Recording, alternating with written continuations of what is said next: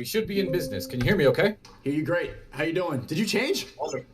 And you can see me. No, this is exactly what I was wearing beforehand. But Okay. I didn't have the jacket on, you know. I see you looking quite fly tonight. I've got a similar coat myself, but mine's a little bit better, obviously. Of but, course. You had to big you know- boat me already. Yeah, you're not looking bad, you know. Well, the thing is, last time you tried to one-up me. You tried to come in a suit when I wasn't wearing a suit. I was in a t-shirt, so I thought, let me just put on a 7,000-pound tailored jacket, you know, and a $200,000 watch just to let Sneako know that I'm still the man. All right. And I'm the one to be looked up to. All right, I wasn't trying to one-up you. I was trying to show a sign of respect. You're the guy with the suit. That was our disagreement in the first place. So, like, yeah, I tried my best. It was my graduation suit, but fine. I threw it out. Yeah, good. Don't worry. I'll give you styling tips. Oh, it's the shoes, though. You think I'm on a podcast and I'm not wearing the best shoes. It's the shoes you're not ready for, Sneako. Is your audience ready for the shoes? Let me show you something. I'm not wearing shoes. This is... These are handmade lizard skin shoes, green to match the jacket and the face of the watch. Lizard skin, bro. They don't kill lizards and shit to make these, and they're handmade for my feet, so they're comfortable as slippers. How much? So you're not ready for the shoes, Nico? Wait, you think I'm sitting here in my boxer shorts underneath? No. It's not just the top half. I gotta stay stylish, head to toe. That's what I represent. I didn't want to be accidentally standing up. You see, I'm in my underwear or some shit. Oh, I'm gonna put the shoe back on now. But yeah, technical issues solved. And I'm happy to be here. So thank you for having me on your stream once again. I appreciate it. It's good to have you back. It's good to be big broed by somebody like Tristan. We got the real life James Bond, a.k.a. Talisman Tate. What has changed since we last spoke? A lot has changed, right? Well, yeah, a lot has changed. And the best way I can describe my life is every single week that goes by, I think it can't get any better. And then it somehow does. So, since we last spoke, everything has gone exceptionally well. I couldn't have planned this better if I was, in charge of YouTube and Instagram banning us myself. So, everything's worked out well. I got great new platforms. More people are watching me than ever before. I think the stream numbers on this are going to be much bigger than they were last month. Everyone's more eager to hear what I have to say because I know everyone's trying to shut me up. I'm making more money than ever before. Yeah, life's good, man. Life's good. I simply cannot complain ever. How has the switch to Rumble been? Wonderful, man. Wonderful. Rumble, the video quality is smoother and better. The platform has all the features that YouTube has super chats built in, as monetization. But they haven't demonetized me like YouTube did. So finally, I'm actually making some money from posting my content and posting my videos. So the move to Rumble's been beneficial in very, very many ways. And yeah, no, we love Rumble. And the CEO, only my brother has spoken to him. I've never actually spoken to him face to face. It's not that he necessarily is a fan or believes in what we say, but he's just a very switched on, fair guy who believes that you should be able to speak freely as long as you're not hurting anybody, and nobody should be silenced for being on the opposite end of one or two very petty arguments. So yeah, wonderful platform run by wonderful people. Couldn't be happier with Rumble. And again, I think this is a shout out to all content creators out there. If you think there's a chance of, YouTube not liking what you have to say, if they hit you with strikes occasionally, you need to move over to Rumble as well. I already have an account, Sneako Live on Rumble. I'm gonna start live streaming on there too. I've repurposed all my content. I've been on YouTube for 9 years before I started streaming. This streaming thing is all new. I used to do like artistic videos and everything. I'm putting all those up too because I feel like what happens to creators if they take down one channel, they take down all of your channels. And yeah, since we last spoke, I have a strike for COVID and election misinformation. They suspended my Twitter. And I'm not sure if this is the same attack that happened to your YouTube channel. I think it's a lot of leftists and people who disagree mass reporting everything. Yeah, it's mass reporting. Mine was not mass reporting. We had Take Speech was owned by my brother. Take Confidential was owned by me. In the same second, they vanished. No strikes, no reports. So that was a really hard attack. You've just got the crazy people on your account trying to mass report you. That similar things happening to some of the platforms I still have, but what am I going to do? I'm on Getter, wonderful platform instead of Instagram and Twitter. I'm on Rumble. Everyone wants to hear the message me and Andrew put out, so all of my fans are still finding me. I get the chance, luckily, when people like you are happy to have me on their platforms on YouTube. Or my brother, he recently did a podcast with Patrick Bet David. That got 2.5 million views in a few days. So the attempt to silence us has all but failed. It's just made us bigger and louder. So I couldn't be happier. Well, our first podcast I had to delete from YouTube because the person I had on after was speaking. So yeah, that was one of my most viewed live streams. It was at 1 million, and I had to remove that, unfortunately. But what do you think is going through the heads of the executives at the big tech industries, like all the big tech corporations right now? The fact that they've been able to cancel most of your platforms except for your Instagram right now, that should stay. But what do you think that they're thinking right now? The fact that they canceled everything but your audience. Well, look, what you have to understand is I'm not mad at the tech platforms. If you're a very busy person working at the head of a massive tech organization and 10,000 people email you saying this person is dangerous, this person's hateful, those people don't have time to watch 3 months of my content or however many thousand hours of stuff I put out there. They're like, okay, this is the mass consensus. This is generally what people think, because the people who hate me were so much louder than the people who love me. We should maybe silence this guy on YouTube. Maybe we should get his brother and silence him on Instagram. I understand why they did it, and I'm not mad at them. So whoever's at the top of these platforms, I genuinely believe, although maybe a few small percentage of them may be crazies who just want to ban anyone who says anything that's moderately sane, I think a lot of the people at the top are probably smart, business-minded individuals. They're watching the wave of support that my brother and myself are getting. They're watching the consensus and the opinion of us really fold out because our fans are now speaking up since we got banned, and they're realizing, you know what, these guys aren't so bad. I see a world where I am invited back onto these platforms very soon. Whether or not I'll take that invite is a different story, but no one with a brain, and to reach the top of any big company, especially in big tech, you have to be smart. No one with a brain is now sitting around thinking, yeah, I'm glad I shut those guys up. Nobody. Do you think this is part of the Great Reset? Do you think that this is part of the ultimate control that they're trying to take? Silencing people like you? I wouldn't say, yes, absolutely. I was going to say, I don't think silencing me is part of the Great Reset, but having a voice like mine out there speaking to young men and trying to inspire young men is very much counterproductive to the Great Reset and what they're trying to do. So it was definitely a big part of preparing the minds of the young, the Matrix programming. But I've now seen an account that runs, it's a wealth motivation account with a few million views. I'm not going to say its name because I don't want it to get attacked any further. Have people reporting all of their videos. They're having videos. They have some of me, some of my brother, just speaking. And they have videos by that former Marine, David Goggins, that, motivational, stay fit, stay healthy. Yeah, and David Goggins' videos on these wealth pages are now being taken down for violation of whatever community support guidelines. So I'm like, that guy is just a former Marine who got into great shape, who tells people, to go running and stay in shape. And they're taking some of his videos down on very big pages that I know of. I hope he's not next. But it's I don't know it, but it's crazy. I don't know if these people are going to double down or if they're going to lift their foot off the gas and actually let people speak. But even if they don't, my audience, they know where to find me. And they're finding me everywhere I pop up. I think before you and your brother got on YouTube and before you started spreading this message, a lot of people called people like me crazy. And a lot of people said that conspiracy theorists were talking about the active agenda to make men weaker, and we're talking about the problems that are going on and the control that big tech has. We were called crazy. But now it's become really obvious after what's happened to your YouTube channel. I think a lot of people watching this chat right now are motivated, inspired, and they realize for the first time, like, yo, everything is fucked. This is all against us. What do you think the common man could do to join the fight? You need to get together with other men who are like-minded. That will always be my advice. I think that there's always been, the male population, I feel like the natural order of men is to think like me or to think like you. I think that it can be programmed out of you as long as you're isolated.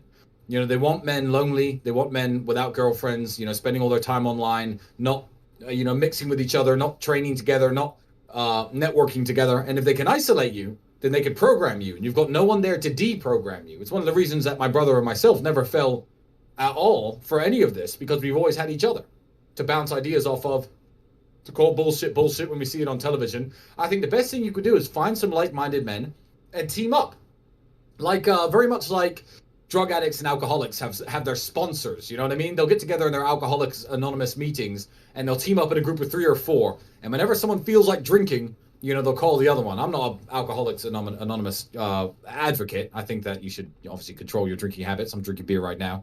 But Yeah, stick together with other like-minded men. Have guys on your team who agree with you, who have the same worldview as you. And then if you find yourself sitting there thinking, you know what? My daughter's kicking this soccer ball around. Maybe she's trans. Your friends are going to check you and say, you know what, just let her kick the fucking soccer ball. She's a baby. Yeah, so don't go at it alone. Don't try and take on the world by yourself. What about fighting big tech? Because seems like that's the new mission, moving to Rumble. And what I've heard Andrew say, I don't know if I've heard you say that, but that's the next step, I think, after you've proven how the Matrix is against you. Like, them banning you is just proof. They haven't given a specific reason. Just delete off of every single platform, LinkedIn, Airbnb, even your Stripe got removed too, right?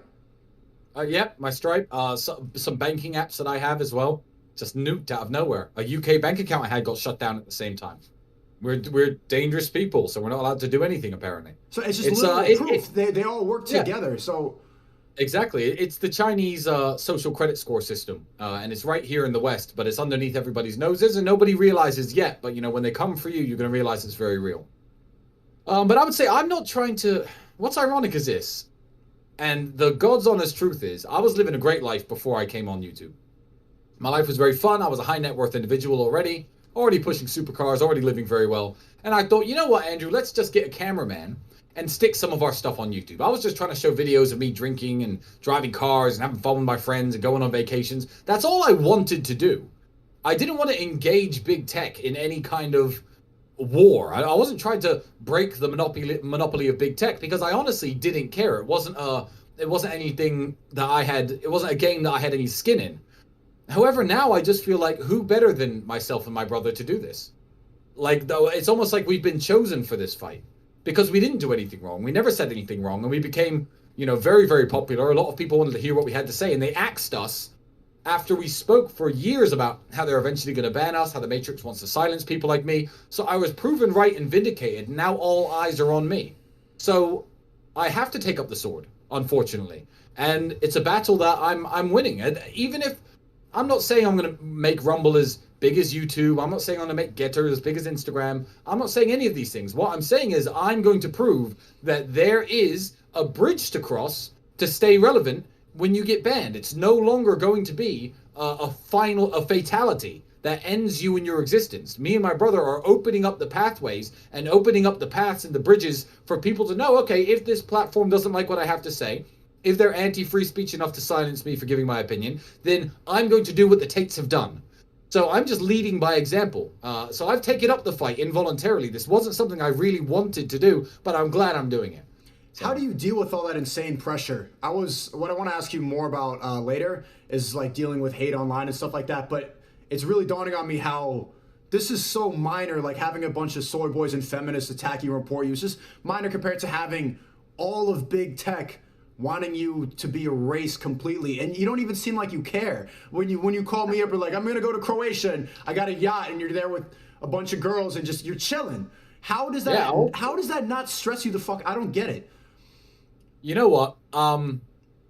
Money can fix a lot of problems. So the real stressful situations were newspaper reporters coming to my mother's house, coming to my house, trying to bother me, trying to get interviews with me. I've got a big security team at my house. That's why I'm happy to go live from the studio at my house. Everyone knows where I am right now. Fuck around and find out. If you want to fly to Bucharest and come to my house, you're going to run into trouble. But money solves a lot of problems. My mom was stressed out because some British newspapers were harassing her. Keep in mind, she's a 63-year-old woman banging at her door, waving microphones in her face. And I just, put her in a 5-star hotel in London, $3,000 a night, the best service. I said, Mom, you're on vacation. You can alleviate a lot of the stress and a lot of problems that come along with just having money. And in terms of fighting the Matrix, it's why one of the tenets that my brother preaches, and something I preach to all of my friends, is making money is super important and you have to have money. For example, can you imagine my entire income stream was my YouTube channel? My entire income stream was me being an Instagram influencer, and then they shut you down? Then you are fucked, because then you've got bills to pay. You could silence me. You could shut me down. I'm not even going to tell you how much money I have in the bank, but I could never earn another penny for the rest of my life. And as long as I stopped being too crazy with money, I'd never need to work again. So, okay, you shut down my YouTube channel. Boo-hoo. What am I going to do? Cry about it? I was demonetized anyway. Right. I'm just trying to show people a better way of living. All my videos get demonetized automatically. I have to wait for all of them to get reviewed. I have 2 strikes on my channel. See, this is why it stresses me out. You're in a different position. You've been an entrepreneur for many years, have all these business ventures. Do you understand why like a lot of the YouTubers flipped and are now against you have become your haters because it's profitable to hate you now? But someone like me, the reason it's stressful is like, this is my bread and butter. This is what I do. I have my creativity kit course. I have my little side ventures, but this is where all the bread comes in. So I'm stressed out because, you know, you're fine. You could just go on a yacht in Croatia when you get banned. You don't give a fuck. What, like, I'm going to be like, what the hell do I do? I moved to Miami. I got a new apartment. You know what I'm saying? Like, it's a different... Congratulations, by the way. Thank you. What advice do you have for someone like me? What should I do to... Because I want to keep fighting the good fight, but also you got to navigate the system and you got to bob and weave and figure out the rules. There's a lot of things I just can't talk about. You do. I would say, and I really do mean this, you know, you've got a great YouTube channel. Don't do anything to compromise your channel too heavily. I don't know what you did on the previous live stream we were on, but, you know, small things. You know, after you finish this live stream with me, before having other guests on, take a 10-minute break, make it a separate stream, cut your guests up so no one can ruin your previous content, curate your content. Don't do anything to ruin your YouTube channel, but build the bridges onto things like Rumble, because you, Sneako, are not just a YouTuber now. You have people who want to hear what you have to say.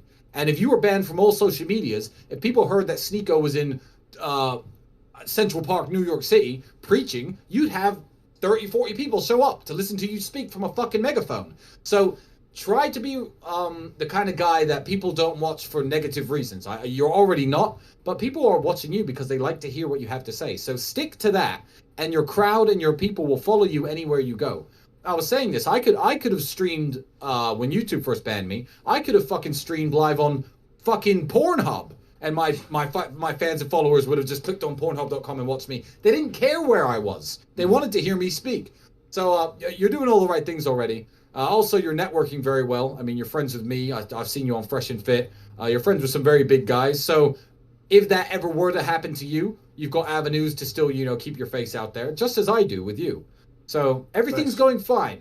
Just don't fuck up your own channel. And certainly don't do it for me. No, don't martyr yourself. No. Don't martyr yourself by showing a bunch of Andrew Tate videos and saying fuck YouTube for banning Andrew Tate. Don't martyr yourself for doing that, because we're not even mad at YouTube. And if you martyr your own channel for Andrew, Andrew's fine. Andrew's eating. Don't worry about us, you know? So yeah, you're doing. I'm trying to spread the message. I want to keep it alive. It really I feel like I found my full purpose now with this live streaming thing, waking people up and trying to show people the truth and entertaining at this level and having entertainment that has some sort of meaning, that like your videos and like the stream, it's funny as fuck. Like that's the reason that it caught my attention. That's what a lot of people don't realize, is that you can't be funny with no motivation. It has to have some purpose to the message. It can't just be clown behavior, running around like lifting your stomach. You need something about it. Yeah, but shout out to Fresh and Fit, and also I'm still remembering that millionaire party. It's gonna happen. Maybe we're getting there. We're getting there. But good. Do you think that we're headed to an economic recession? I think that we're in an economic recession. I think if you look at all the signs of everything that's happening right now, in terms of, you know, how everyone's pay is staying exactly the same, prices are spiking here in Europe because of the situation with Russia. The gas, it is 6 times more expensive to heat your home and to light your home in Germany than it was this time last year. If that is not a recession, I don't know what is. Now, it's all right for me. I've got money. Here in Romania, energy prices have spiked a little bit. Romania's got some of its own oil. If you're a German person on a set salary, 3,000-4,000 euros a month, and your gas price has gone up from 200 or 300 euros a month to 1,000, that's enough to bankrupt you. Like, energy prices have 6x'd, and these governments don't care about their own people. They're more happy to try to prove some point to Russia and not buy their gas. Because if anyone's listening from Germany or Western Europe, I don't know if you know what's going on exactly, Russia has not cut the gas off to Germany. Russia have not cut the gas off to any European country. What they've said is, I will sell you my gas, but because the USA are sanctioning us, please pay me in rubles. I'll sell you as much gas as you like.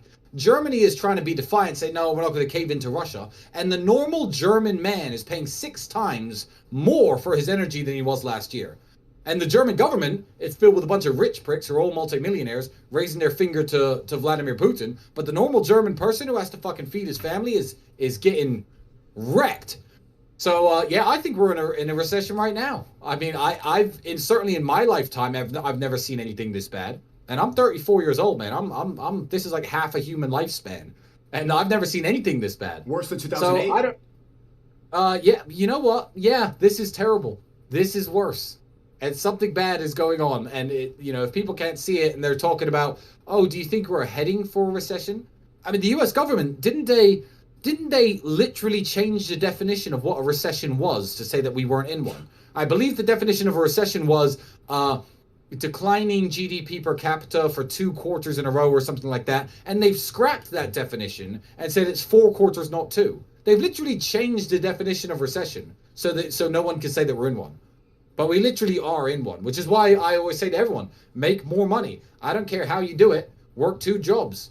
You have to make more money in this day and age. If you're not getting rich now, and if you're not putting, if you're not hiding fucking nuts in various trees and shit, you're going to be fucked in about 5 or 6 years. But in every recession, there's always someone capitalizing off of it. Same like in the pandemic, a lot of people got extremely rich while everybody else stayed inside and did nothing. What advice can you give? Because right now you can give some advice to, there's 22,000 people watching, you can give advice to them, and most of them, the people who don't care and who are not ambitious will not listen. But you could probably give some game to these people, like, where do you think people are going to start making money while everybody else gets broker?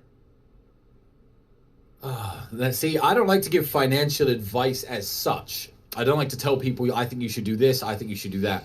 What I can say is, let me think of a way of phrasing this.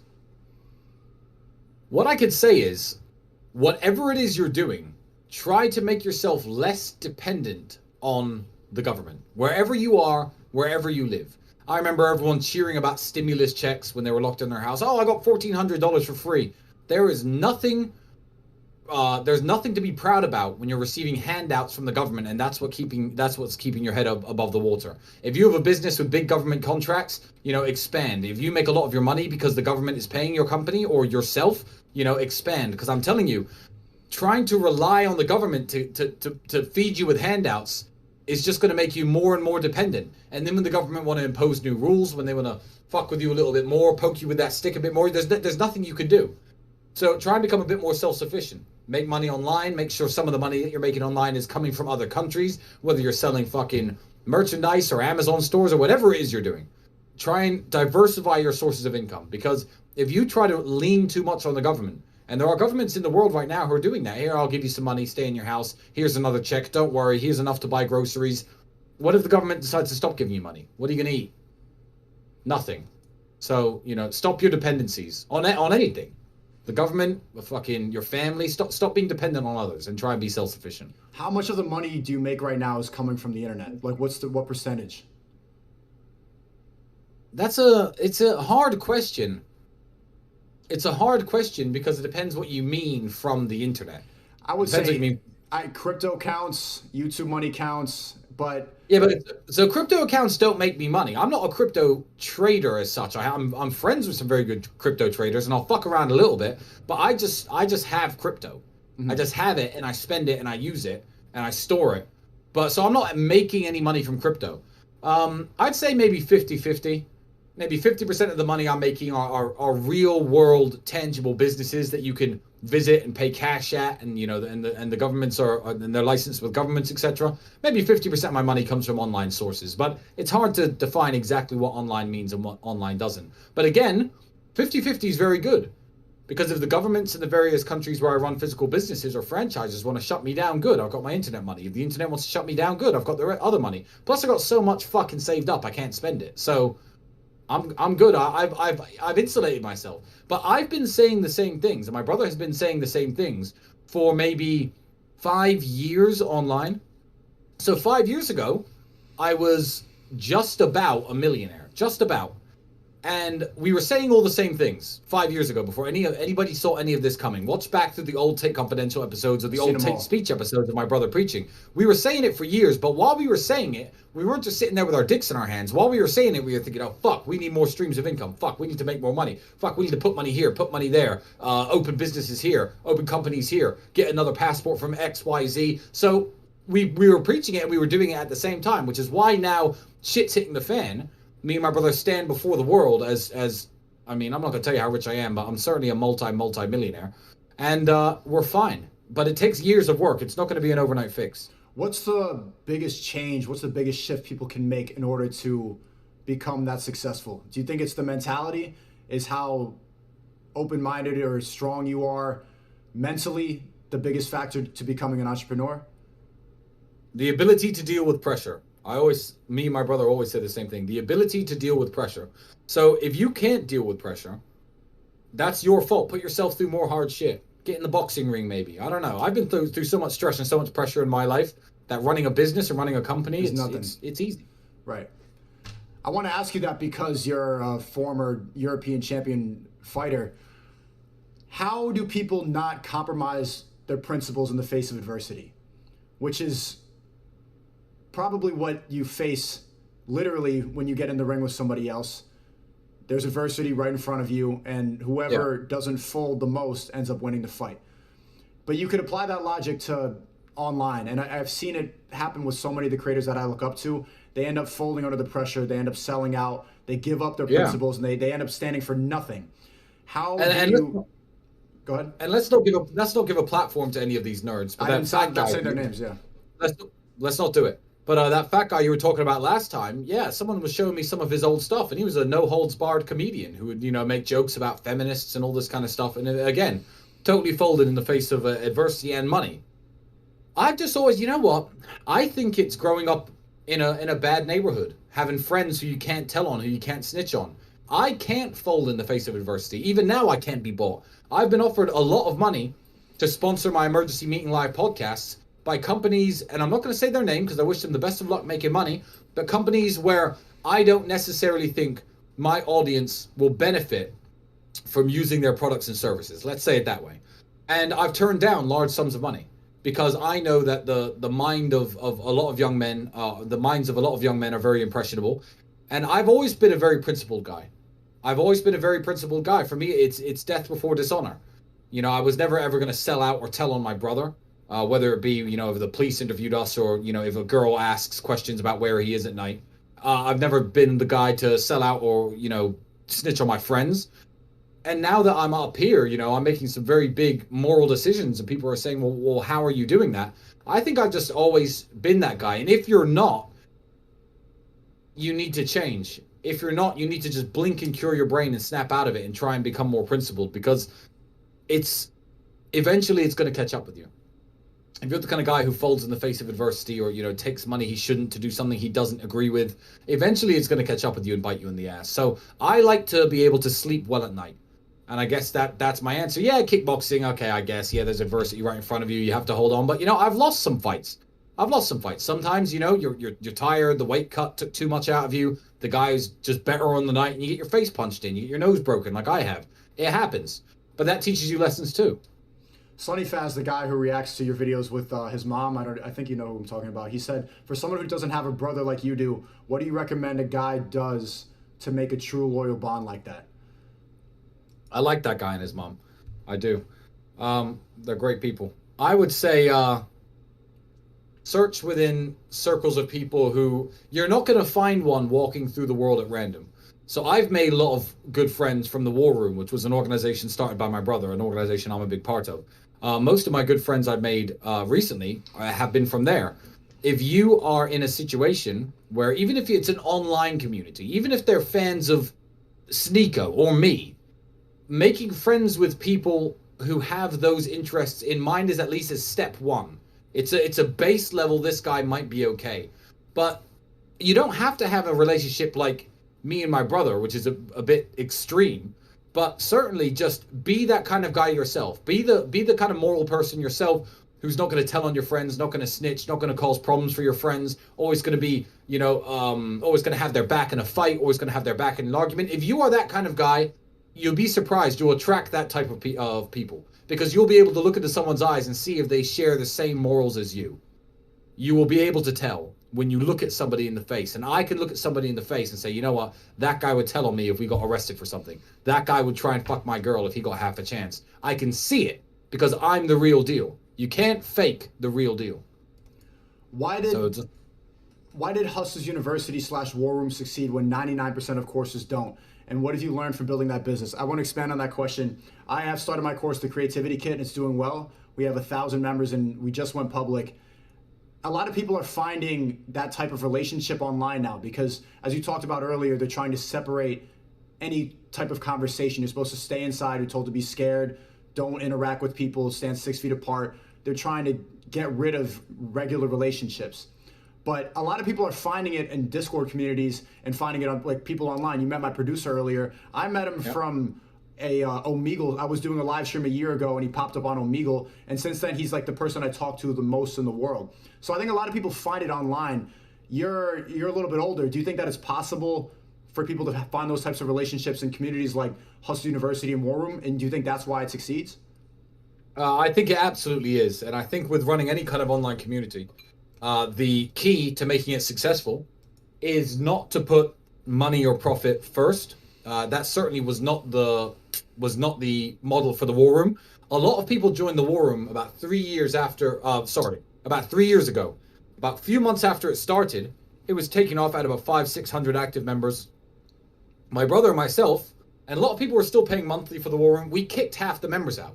We looked at everyone filled in questionnaires and CVs, and we looked at everyone's profile. We spent about 12 hours sitting in a room together, and we decided to kick out half the people because we cared more about the strength and the integrity of the organization than making our little monthly subscription fee.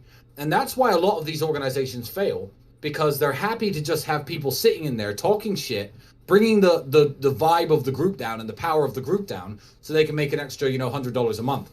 With Hustlers University, that succeeded because of the War Room. What you're doing, the best advice I can give you is just deliver a great product.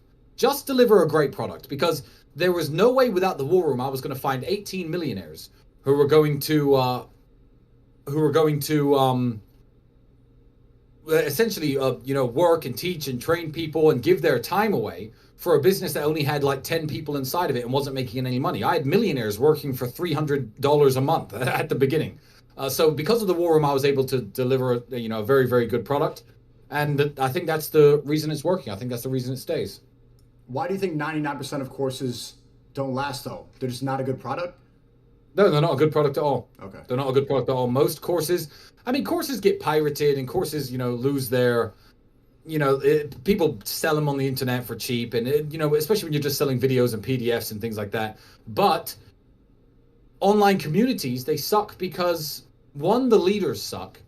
So I'm not even going to mention any of them because I don't want anyone doing any research into them. But there are online communities that exist where the leaders are just like pussies and losers, and nobody wants to live their life. Nobody wants to be like them.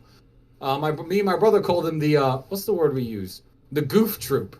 Like when everyone's like, oh yeah, join my online community. It's a goof troop, bro. The leader's a nerd. He's fucking unaspirational in every way. He's got no money. So that when you're joining the leadership, you're helping him to pay his fucking rent. It's stupid. So a lot of online communities fail because of lack of leadership, and the quality of the people inside just suck. Me and my brother attract the very best minds and the very best people. We have a very high price point. We could certainly make a lot more money if the price point of the War Room was, $1,000. We'd have so many more people signing up. But if you can't make $5,000 and you don't have enough faith in me and Andrew to put that kind of money in, and if you're incapable of spending that much, maybe you're not ready for the War Room yet. Join hates you too. But a lot of these communities suck, man. You said earlier, you kind of answered my question. You said that you believe in death before dishonor. How far would that go? How far would you go with would you die for respect? For some, there are some levels of respect you die for. I think that every man has their limit.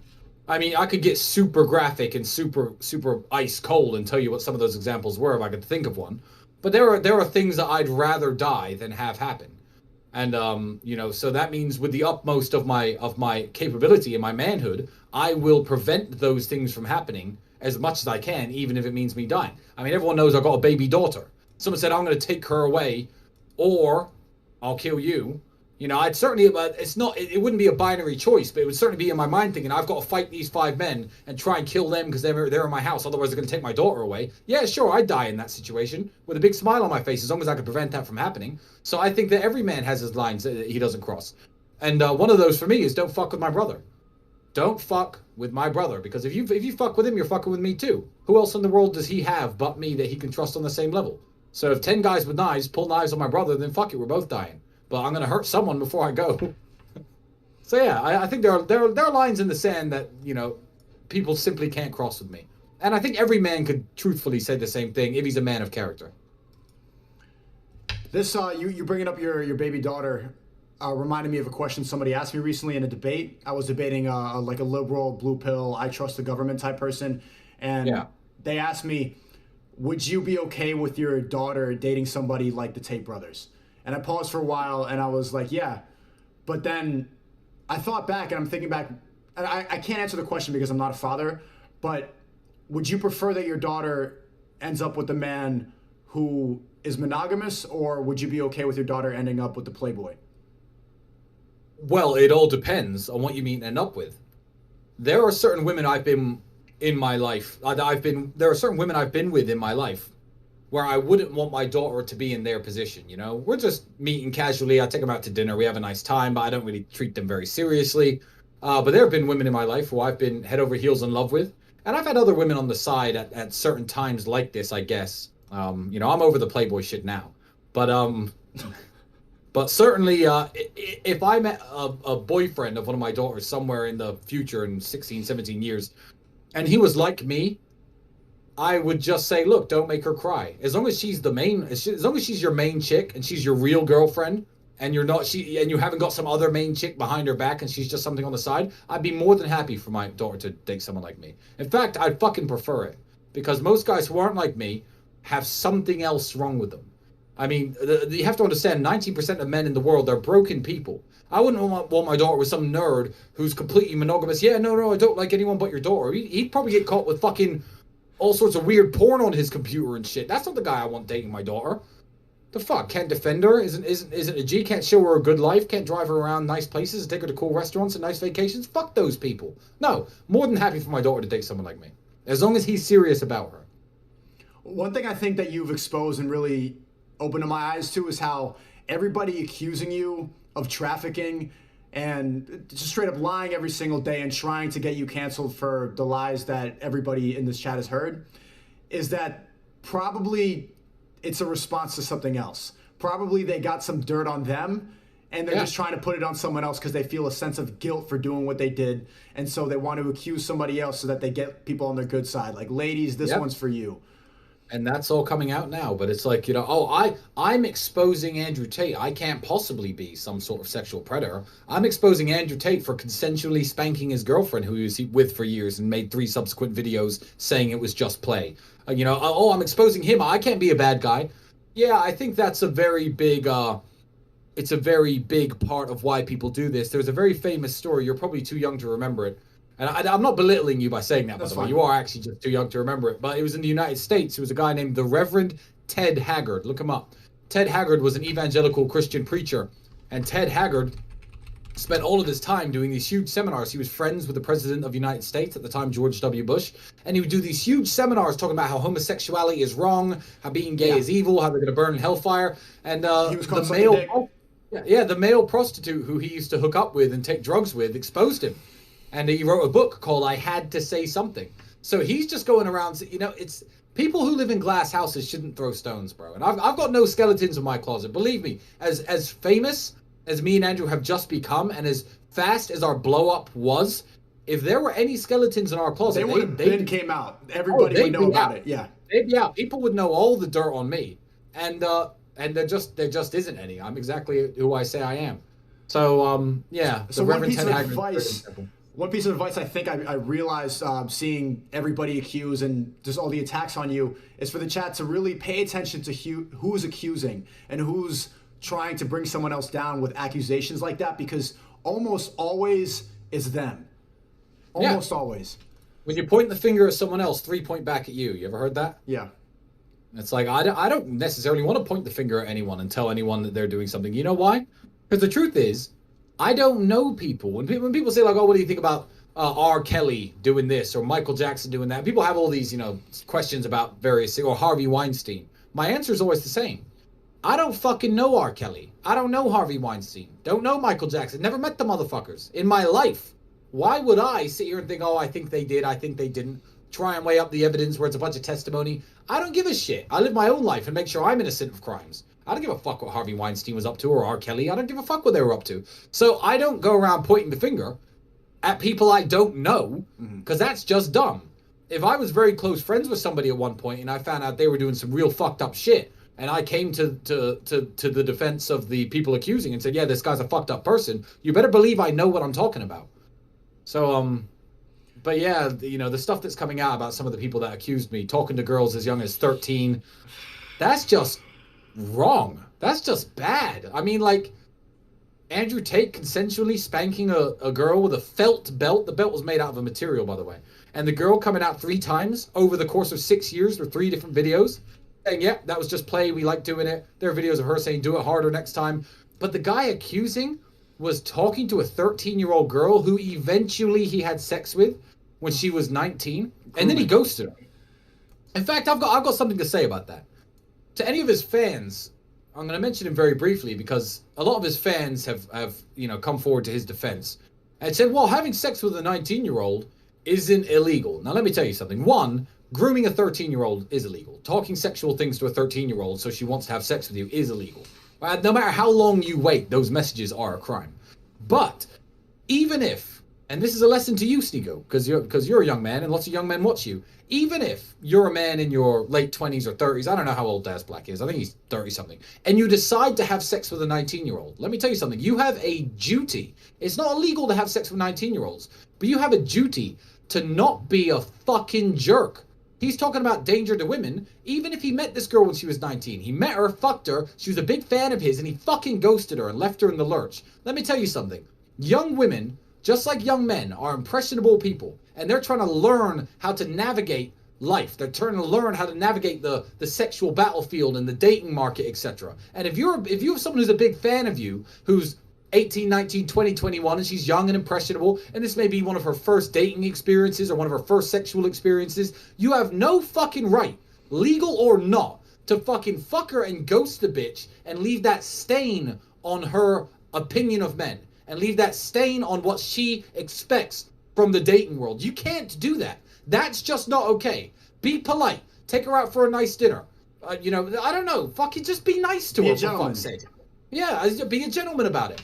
And believe me, I know if you take women out and you treat them nicely and you make love with them and you're safe about it and you're a gentleman and you say, yeah, maybe I'll see you next week and you talk to them a bit and you're still polite, no woman's mad at you for showing her a great weekend. That's not the way women are. But when you get what you want, when she opens herself to you sexually and you are selfish enough to just block the bitch out of nowhere, you're a fucking piece of shit. You're a piece of shit. I don't care if it's legal or not. If you're dating young women, you better be fucking careful. Because if I meet young men, 18, 19, 20, they're hanging around me smoking cigars, I'll say shit like, whoa, don't be smoking yet, maybe. You're too young. I didn't have my first cigar till I was 28. If they get blackout drunk, I'll say, fucking control yourself when you're drinking alcohol. You have to be a good impression on the younger people. So when you're dating younger women, like this guy obviously did, I mean, messaging her at 13 was a crime, of course. But, you know, even if you slept with a girl who's 19 years of age, you have to look at it as though you're exploring a new wilderness for the first time. The people who are exploring the Amazon rainforest for the first time, or the first people who discovered the fucking Antarctic. You don't dump oil all over it and cut the fucking forest down and fuck it up, do you? No, because other people are going to come there after you, and you want it to be a nice, beautiful, healthy environment. So you shouldn't fuck with people in that way. And now he fucked her up for probably a long time. She's going to have trust issues. She's traumatized because of him. And I'm in contact with that girl. I'm in contact with her. How's she doing? And yeah, she's okay. But yeah, he's left a lot of scars, and that's not a way to treat people. You want to talk about a danger to women. You want to, even if the messaging underage girls shit wasn't real, even if it was just he liked to date 18, 19, 20-year-old women, whatever. But you want to talk about danger to women, that's still dangerous behavior. Mm. I'm realizing now, and this sounds like a minor question, but I think it could apply to a lot of people watching. I am dealing with all the same haters that you have. They hate me too, as subsequent, and they kind of just need someone else to hate now. And now that you guys are banned, they're all coming after me. Same thing, like the pedophile dude making comments about me. I accidentally, whatever. It wasn't as big of a back and forth, but I'm trying to realign my message and trying to like realign even my mentality when it comes to addressing the haters, because every single day there's a new video, every single day, and I'm realizing what it must have been like for you guys. And the difference is, like, I'm an online guy. I'm a YouTuber. This is my bread and butter. So I can't help but watch it. I can't help but be engaged with it. You guys would just laugh it off and you would dissect it pretty quickly. And I'm trying to realign my mentality with it and address or fight hate with love and realize why a lot of these people are upset. Usually they're feminists or they're weak-looking men, they're overweight, and every single person who hates me is just, you can just kind of look at them and understand why. So I'm trying to tell people like that like we can go to the gym together, like I could talk to you if you need some help, and I don't even want to. But what do you think is the best way to engage with those types of people? And for a lot of people watching, like they probably engage in like online YouTube comment debates, Twitter wars, Discord wars. These people constantly deal with hate on a smaller level. What advice do you have for people who are chronically online? Jesus. You know, first and foremost, don't let any, and this is a mistake that my brother and myself made, don't let any bullshit rumors about you spiral out of control. Because you say we laughed it off. Yeah, we laughed it off. But it got big enough for YouTube to listen and to ban me. You know, don't let rumors about you spiral out of control. So don't let anyone lie about you. Don't let anyone lie about you. If someone says something true about you, you know, feel free to address it. But absolutely make sure you nip the lies in the bud. And don't let people just openly lie about you and disrespect you. Because I thought the truth will prevail. But that's not the nature of the internet. Unfortunately, The truth does not prevail. Whoever's loudest and more adamant at spreading the message is going to prevail. And my haters were much louder than me. Besides that, because that was the one mistake that myself and my brother made. Well, how do you think you could have fixed that? How could you have avoided? I thought you did everything you could have done to try to. You talked about it so much. I was getting tired of it. Yeah, you know what? I know, but there are things that I should have done earlier. Things like sending these fat dudes like cease and desist letters. Because you could say you don't like Andrew, you could say you don't like me. You're free to talk about me. You absolutely are, but you're not allowed to sit on your YouTube channel and say, this guy is a convicted murderer. This guy is a convicted rapist. This guy is a convicted fucking shoplifter. That's just illegal, one, because it's defamation. And I should have just had my lawyer send him a letter earlier saying, shut the fuck up. Stop saying things that aren't true. You want to talk about Andrew and Tristan Tate? Insult their fucking haircuts. Insult the way they dress. Insult something else about them. Insult the way they live their lives. But don't fucking sit there and say things that are straight up false. So, you know, I should have lawyered up sooner and got these people to shut the fuck up. But I didn't. Besides that, there's no way of, you know, trying to fight hate with love, because I've reached out. I've said, look, guys, you know, I'll take you to the gym. I'll coach you. I'll help you. You're upset. I've seen the videos talking about how your penis doesn't work and how you'd like to meet women, but you can't. I'll happily talk to you and go through some of your problems with you and explain to you how to live a life that's obviously more like the life that you want to live. But they don't reach out. They don't reach out because these people are so filled with hate. You cannot beat them with love. Just address the issues towards you. Make sure no one's lying about you. And fucking ignore them. Well, they're lying about me now. The same people that are lying about you, they're starting to lie about me. Ethan Decline and his wife, and the other one, Lasanabi. You know what I'm talking about. I don't like to say their names. You know, so they're starting to lie about me too. But the difference is they're lying to make me seem weaker, but they were lying on your name to try to make you seem like you were villains. But me, I think I won't get banned for those lies because they'll just try to bring me down. They were trying to make you seem like terrible people, where it's me like, oh, they're trying to laugh it off. So well, it's okay, because their days of talking shit about people, and I'm not going to give any details away, but their days of talking shit about people are numbered. So they're going to learn a very expensive and valuable lesson about lying about people on the internet. So they're going to not make such a habit of it coming very soon. And that's all I can say. That's good. I think that was probably the decision you should have made earlier. And you can see it now that they can tweet the Tate brothers are violent murderers, and it goes like 300,000 likes. It goes on the trending page. Twitter promotes it. Everybody shares it. It's woken me up how you can just say things and you could start a lie, and if so many people repeat it, it almost becomes true. To this day, it's like if enough people believe in one thing, in a sense, it's real. Yeah. Well, what's funny is this. The truth is, weak, cowardly men like this, I can tell you how you could prove that they know they're lying. Weak, cowardly men like this, if me and my brother were Eastern European human trafficking gangsters and assassins who murder people and kidnap people and can do damage to people in the real world, and we don't give a fuck about the consequences, and we've got the politicians and the law and the police all paid for in our back pockets and we're untouchable. If they really believed this, as weak, fat cowards, they wouldn't talk shit about me. Think about it. Who in the world talks shit about that guy? They know it's false, and they're doing it for clicks. Because if I were that person, I would be a person not to be slandered and not to be spoken about in a very bad way. But what they don't know is this. I am none of the things they accuse me of. But believe me, I am that guy not to be slandered and not to be fucking talked about. And they're all going to find that out. And that's not, don't take Sneako's channel down. That's through legal, perfectly legal methods and methodologies. I'm not making any violent threats here, because that's not who I am. But if I was that type of guy that they think I was, why would they talk shit about me? Mm-hmm. If you met a guy on the street and someone said, oh yeah, this guy's a fucking killer, he's been in and out of jail 10 times, he fucking slashed a man's throat for looking at him wrong, would you go up to him and say, I think you're a piece of shit? No, you'd shut your fucking mouth. I'd shut my fucking mouth. So yeah. You can tell that they're lying, because these guys are fat cowards who you could easily find out where these people lived if you wanted to. Why would you talk that way about Eastern European fucking assassins and gangsters and killers? You wouldn't. You wouldn't. So fuck these people. That's enough. We've given them enough of a platform. Yeah, you're giving enough energy. What do you think? Let me switch up the topic, because I want to follow that. I want to believe that you could fight hate with love. And I've been talking about God more on my stream, and I think it's better for people to follow that. But I'm not sure what it is. I haven't fully decided what religion I want to join. If I do, I have a lot of a huge Christian and Muslim audience. But what do you think God is? See, that is a very tricky question for me. That is a very tricky question for me. I initially became... So my religious story is as follows. I was a young kid. I moved to England at 8 years old. I came from Indiana.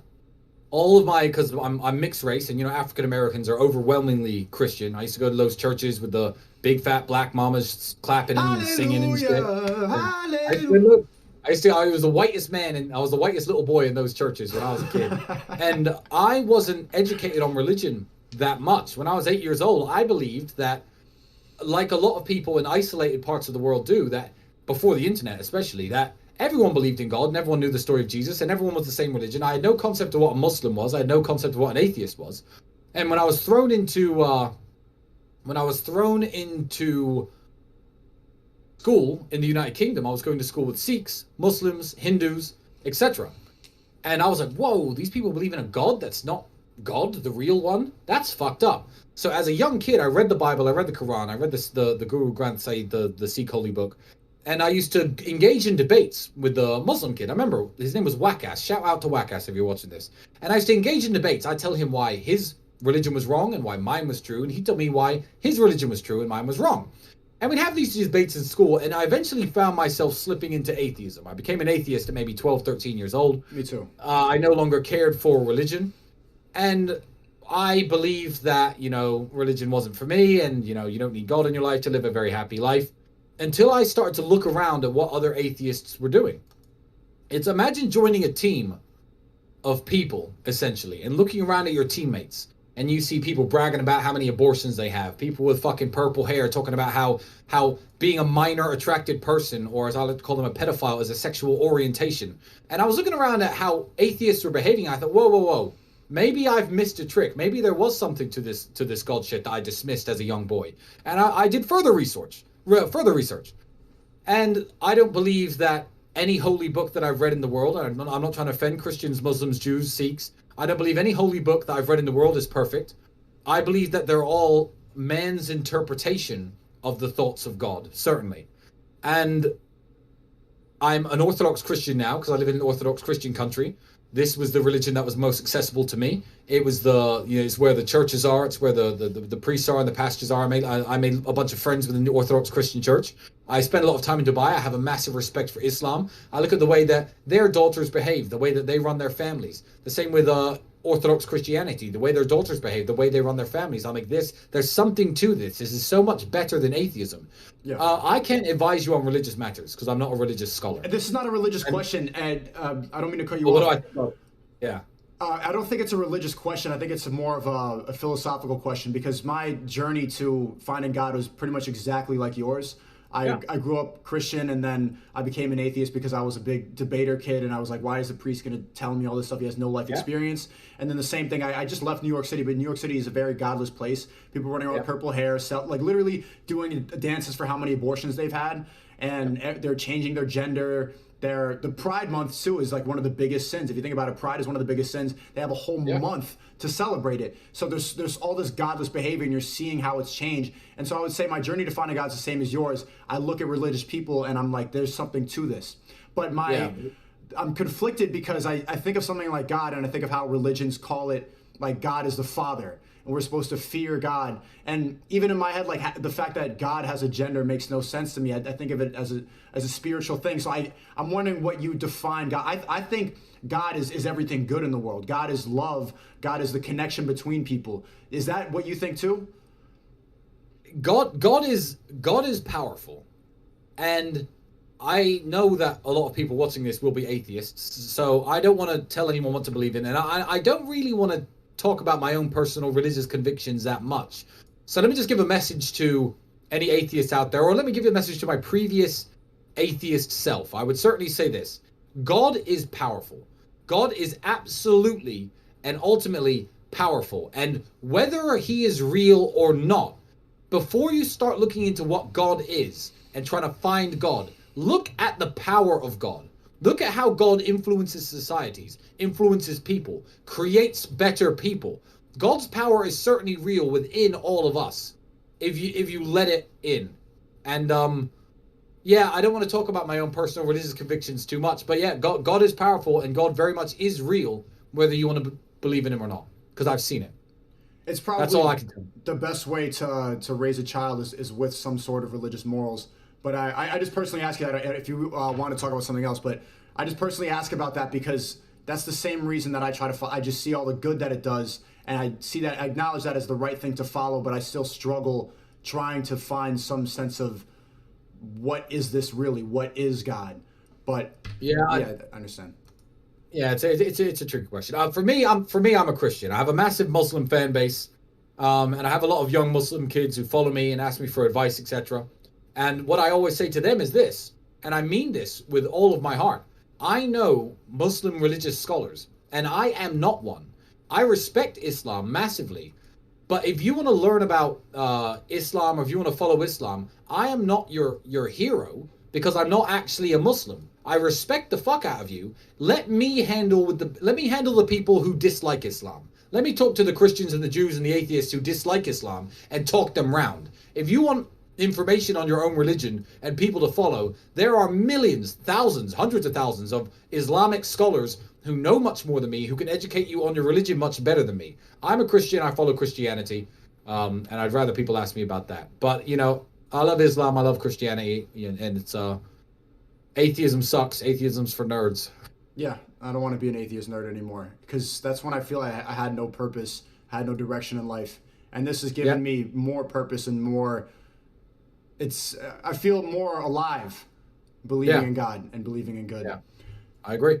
So follow Tate Speech on Rumble. Follow you on Getter. What's your name on Getter? Talisman Tate.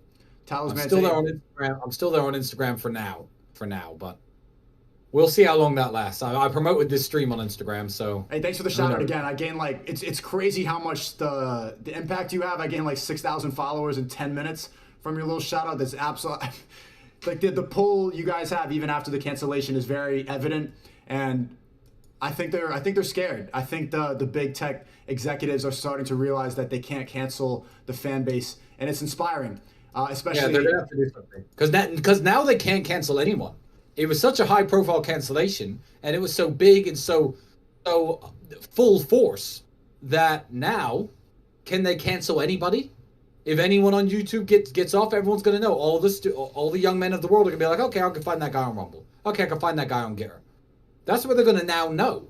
So we've opened up the floodgates. There's a crack in their armor, and we found it. So yeah, everything's going to plan. Everything's going very, very well. You don't seem worried at all, and it's inspirational, especially because I feel sometimes I feel stressed from a lot of stuff. It's a lot of pressure. It's a lot of haters. It's a lot of dealing with the YouTube bullshit, the social getting suspended on Twitter.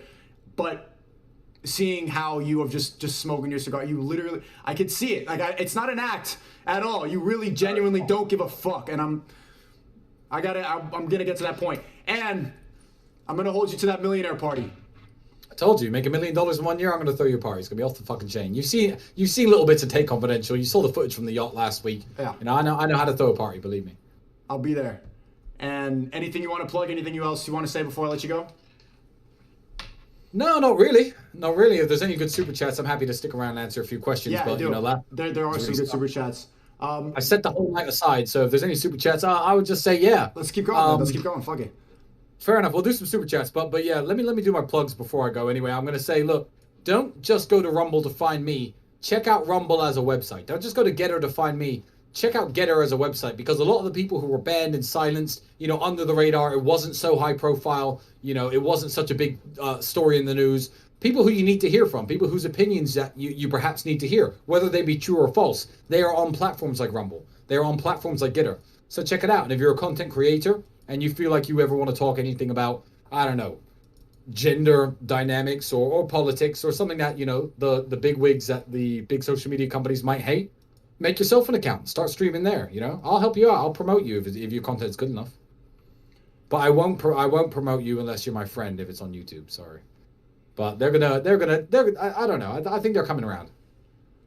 Okay. Bag Chaser Antonio says, Sneako, please ask Tristan this question. Once you escape the Matrix, make your couple million, what would be the best thing to do with the wealth besides retiring your parents? And how can you build a network of people who make money too? I think money attracts money. Just start doing what me and Andrew call rich people shit. And we came up with this term about 3 to 4 years ago when we started doing things that we weren't necessarily interested in, just to mix with other rich people. It's a famous story that we bought the Bugatti just so we could go to the Bugatti owners' meetings, because the average Bugatti owner is richer than I am. So I now get to hang around with billionaires because they're all owners of a certain type of car. Maybe you don't have to take it that far. Maybe you've done quite well in your life and you have a Ferrari secondhand, cost you $150,000. If you live in the United States or Europe, find the local Ferrari owners club. Find out where they're having their meetings. You'll turn up there. It will be 75% total nerds, like every group of people is. But 25% of the people there are probably worth talking to, people you can make friends with, people you can do business dealings with. Again, on the internet, there are organizations like the War Room, for example, that are pre-existing networks you can plug yourself into. You can make a big splash in the War Room if you're an important guy with some good advice or something important to say. So what I would say is people are always looking for this next step. And I know that because they ask me. They say, okay, all right, what's next? And years ago, I used to say, well, I want to do this. All right, what's next after that? Well, then I want to do this. All right, what's next after that? And now people are saying, oh, what's next? And I'm like, oh, well, I want to make Rumble and stuff some very big platforms. I want to take on the social media giants, maintain my online presence. All right, what's next? What's next? What's next? There doesn't have to be a what's next. And I'll tell you why in a very morbid way. The what's next, eventually, if you asked what's next enough times to anybody, is and then you die. That's it. That's going to be the eventual what's next. So while you're doing all of this, don't forget to have fun and don't forget to fucking enjoy yourself. Life isn't some big battle or some big struggle to reach certain marks and reach certain waypoints. And then it's the next one. Then it's the next one. Then you're 65 years old and your penis doesn't work anymore. Don't be that guy. Make sure that whatever you're doing, stay focused, stay purposed, but make sure you're fucking enjoying yourself at the same time, because you only get one time around this. Like when I first got banned, Sneako, he said, what am I doing? I said, well, I got this $250,000 a week yacht booked in Croatia. I can go chill and party with some girls I know. Like, why did I do that? Cool, I made a few Rumble promotional videos when I was there, but I was just having fun. Never forget to enjoy your life. Even when I don't care what you're doing. I don't care if you're working a 9 to 5. Don't forget to have fun with your friends while you're at work, because shit, man, life's short sometimes, and it's a lot shorter than a lot of you know. There are people fucking watching this out of the 25,000 people who are going to die next fucking year. So, don't forget to have fun. That's my advice. Don't look at life as this progressive step of what's next in such an aggressive way. Mm-hmm. Chase your goals, but fucking enjoy yourself and have fun. Yeah. That's one thing I noticed and that I've heard you talk about is that sometimes you and Andrew will look back and reminisce about the days where you were broke, where you were going to a bar and trying to pick up a girl so you had a place to sleep at. Yeah. Is that the most fun, or do you prefer your life now? Do you miss that sense of not knowing what's next? Yeah, I miss things about the way I used to live. But back then, I dreamt of the things that I have now. So there's always pluses and minuses with any life you live. But I can't think of a single period in my life, whether it be having nowhere to sleep to, having, how many houses do I have now? 6, 7, I don't know. How do you forget how many houses you have? Anyway. A wise man once told me that if you know what you've got, then you haven't got much. So ask me exactly what's in my bank. Ask me exactly how much my crypto's worth. You don't know. Ask me exactly what my companies are worth. I'm going to have to sit down for an hour with a fucking calculator. So, no, I don't know exactly what I've got. It takes time to work this stuff out. But there's not been a single time in my life where I haven't been having fun and I haven't enjoyed myself. And a part of that is having good friends. Not just my brother. I'm talking about my brother, but there are people, I've got friends who I've known for 15, 16 years, who I still chill with today, who I've known from back in the day. And we've always had a great time together. So, yeah, enjoy it wherever you are. I missed certain things about, my past, but I couldn't have dreamt of the present that I'm living in. And I'm looking forward to the future, too. I think 39-year-old Tristan Tate is going to be living a fucking amazing life. I may well be a billionaire by then. That will be funny. Scott asked when you're coming back on Fresh and Fit, if you're going to come back to... You have talked about how you don't want to come back to America. Well... You know what? Fuck it. I'm going to let the world in on a little bit of a secret. The next Fresh and Fit broadcast that you're going to see me on is going to be made relatively soon, and it's going to have this background. Fresh and Fit right here in the emergency meeting studio. That's what's next in the works. So shout out to Fresh and Fit. I never forget my guys. They certainly, helped give me a kick in the YouTube ratings back when I was up and coming. They're really great guys, and the next time I see them, you're going to see them right here talking to me, probably on their channel, on the Fresh and Fit podcast, but with this studio background. So that's going to be very interesting. I'm excited for that. Damn, I wish I got that invite. Anyway, hi Tristan, I'm supportive of the message, but I'm trying to understand on how you and Andrew profit on weak men and gambling, but you're against it. I've been talking about this a lot recently because a lot of the people that hate on you and a lot of people that were glad you're banned, they actively promote OnlyFans and they actively promote and the gambling, and they have like alcoholic products. The stuff that they're encouraging men to buy just makes them weaker. So well keep in mind, I do own casinos. Everyone knows I own casinos. I understand that with any market, I could open a corner store, I could open a restaurant, and that restaurant may sell vodka, just like I open my casinos. I don't actually advocate for gambling. I don't think you can scroll through any of my content and find a clip of me saying, hey, this is Tristan Tate. I'd like you to visit your nearest casino and gamble as much as you can because gambling's a wonderful idea. Go for it. I've never done that in my life. So the fact that I am a big believer in personal responsibility and personal accountability. I tell young men not to drink too much, not to smoke too much. I'm drinking right now. Right now, as we speak, I'm drinking and smoking on this podcast. But I tell young men, if you're going to have vices, if you're going to drink, if you're going to smoke, if you're going to gamble, make sure you do it in a very healthy way. Make sure you earn it. Make sure you do your push-ups. Make sure you do your workouts. So you never hear me saying drinking's a great idea, smoking's a great idea, gambling's a great idea. So I actually disagree with the question to say that I promote these things. I just understand that everyone is ultimately responsible for themselves. So if I own a casino, 9 times out of 10, people come into the casino with a very healthy attitude. I go to casinos with a very healthy attitude. I take an amount of money I'm happy to lose. I gamble, I might win, I might lose. I laugh, I leave the casino, I had a great time, I had a few drinks, I spoke to a few girls. That's fine. There's always going to be degenerates in the world. There's always going to be people who can't control themselves. And it is not the job of big business or the people who control the industries or the companies to police these people's personal irresponsibility. You could run any restaurant. You could run a small family diner that serves beer. And you could have a man come into that diner, drink 20 beers, stumble home and beat the shit out of his wife and kids. That is not your fault for running a diner. That is not your fault at all. And guess what? If you close your diner, that guy's going to go somewhere else and buy his fucking beer. If I close my casinos, you think that's going to do anything to help a gambling addict who may be addicted to my little location because it's close to his house? He's going to go online gambling. He's going to go somewhere else. I purport personal responsibility beyond everything else. So no, I don't actually promote gambling. I run casinos. Yeah, I smoke right here on the podcast. If you're watching this, don't smoke. If you're going to smoke cigars, make sure you've done enough hard work and you've done your cardiovascular fitness training and you've done your weights and you're not a big fat slob, and enjoy a cigar while you're having a conversation with your friend. Fine. But I won't sit here and tell young men that they need to smoke. I didn't smoke my first cigar until I was older than you. So the question's badly framed. Do you think that YouTubers and people with influence should have a responsibility about what they promote and what they don't promote? Because the difference is that you have casinos, but you're not on Tate Speech and you're not on Rumble saying, go to my casino. It's just a side venture. And so the difference is, I think that a lot of the YouTubers that are criticized, they know they have a young, impressionable audience, and then they go ahead and sell them porn, and that which they actively know makes them weaker. So do you think there's a difference? Well, there is a massive difference, because I actually tell young men, don't smoke, don't drink, don't gamble, don't watch porn. That's one of the massive ones that I have. So there's a huge difference between me and them, and I would not take money to advertise anything that I think could be bad for people.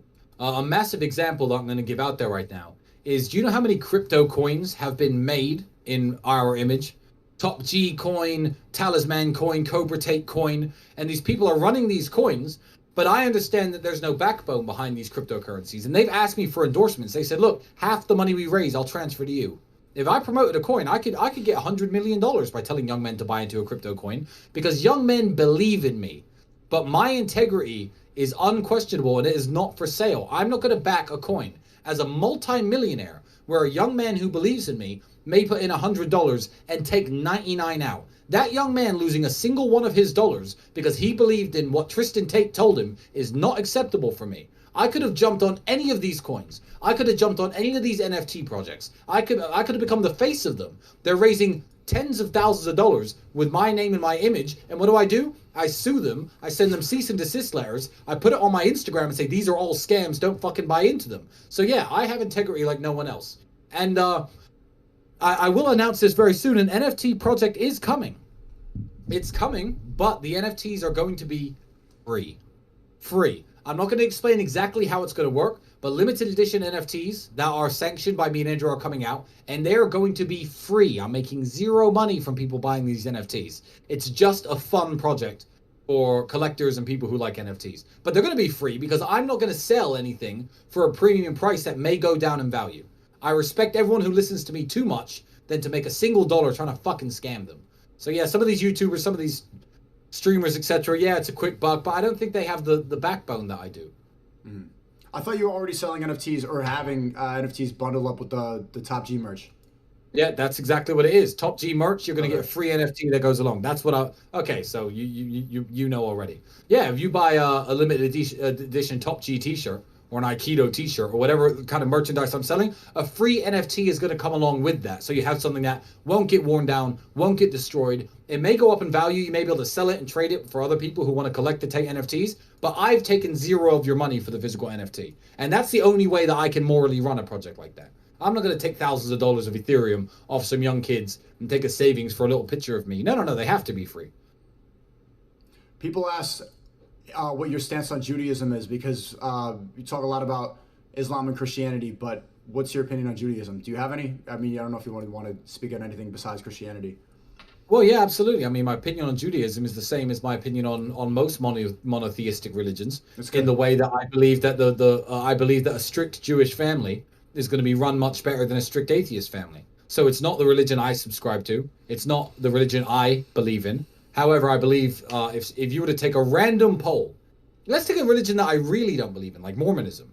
But if you're going to take a Mormon family, 10 Mormon families and 10 atheist families, if you were to take bets on, the body counts of their daughters, the degenerate behavior of their sons, the drinking habits of the fathers, the respect for the family unit and the father that the mother has, I would bet I'd bet on the Mormons every time, just like I'd bet on the Jews and the Muslims and the Christians and most religions, especially the monotheistic ones.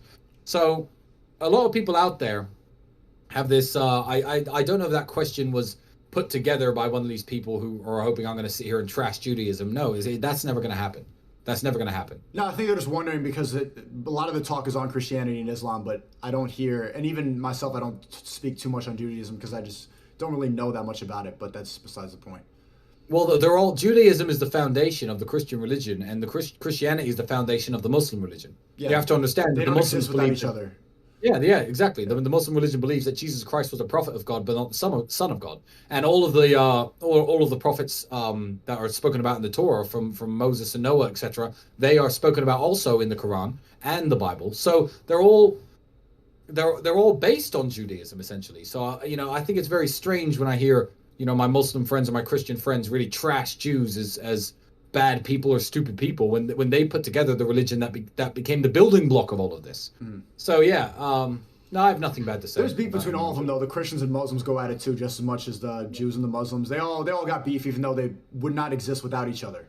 Well, the Christians go at the Christians, and the Muslims go at the Muslims. If you understand the Sunni and Shia split, if you understand the great schism that separated Catholicism from Orthodox Christianity, they go at each other too. And I think that's just human nature. And I believe that God, whatever he is beyond this and above this. So that's my opinion. I want to ask you something personal. My dad is half Haitian, half Hungarian, so I'm probably like the same amount of black as you. Did you have an identity crisis growing up? You said that you were in a church and you were in that Hallelujah Baptist church. So, and you look white passing for the most part. How was that like growing up mixed? Didn't even think about it. I didn't even think about it. I believe that the best way to America's a country where they manipulate the poor by trying to turn races against other races. And I know from personal experience that the way to stop racism being such a big issue is to stop talking about it. This is something that Morgan Freeman says as well. Very smart man.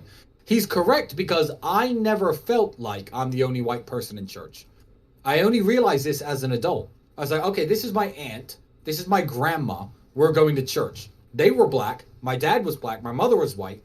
My dad wasn't one of these BLM, let's talk about black rights, they're trying to keep the black man down kind of people. He wasn't. So I never really understood any American racial issues as a child. Remember, I left when I was 8 years old. But I was standing in that church thinking I'm with my grandmother and with my aunt.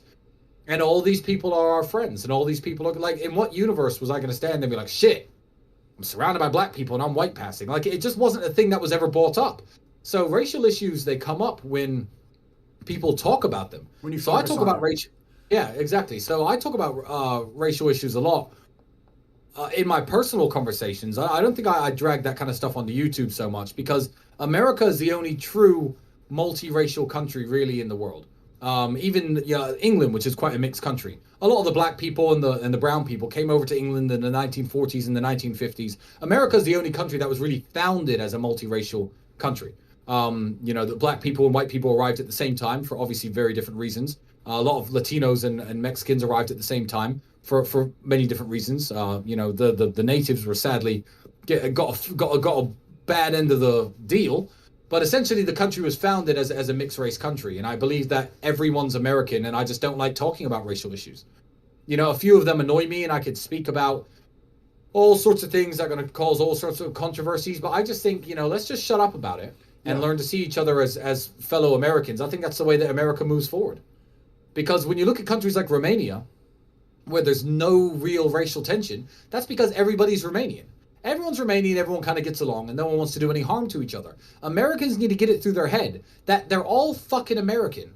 I don't know in what universe they feel obligated to segregate themselves into different categories. Like, it's identity politics. Everybody wants to feel unique, so everybody is going to identify with the country that they're from, or they're 10% Japanese, or they're 5% Irish. People like to have a lot of unique things about them, and Americans pick race. Oh, Americans do this all the time. You see it all the time. You'll be talking to Americans, and they'll be like, "I'm Irish," and I'm like, "Yo, you're Irish because my grandfather was from Limerick. Where's your parents from?" "Oh, my parents were born in Pennsylvania." "And your grandparents?" "Oh, well, they were born in Pennsylvania." No. My great grandfather came over on this boat. Oh, shut the fuck up. You're not Irish, are you? You fucking nerd. Americans love doing this, and it's very strange to me as a man who's actually. So I'm quarter Irish, a quarter English, half American, but the American that I am is a mix of African American and white American, of course, because I'm the descendant of slaves. And I find it very weird. I don't talk about myself as black, white, white passing. I just say I'm mixed race, or my father was African American, or my mother was Irish. But I don't really see the big point in trying to paint my identity based on the skin color of my parents or my ancestors. I feel like I am Tristan Tate. Everyone knows me as Tristan Tate. No one knows me as Tristan Tate, the mixed race guy, because I don't fucking talk about it. And why would I? I don't think it's that important. Mm. Do you think that that's what causes the most divide in America or in a country like England is the multiracial aspect. You're saying that Romania does not have a lot of immigrants. Japan gets along for the most part. Russia, pretty much everybody's on the same page. Is immigration one of the biggest problems that a country faces when it comes to unity? I would say yes. I would say yes, very short. And I could talk about immigration on length because I understand the process very well.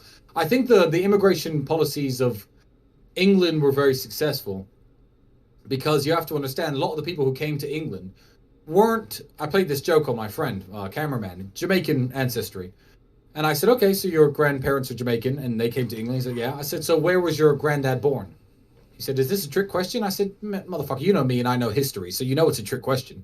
He said, well, he was born in Jamaica. I said, no, he was born in the British Empire.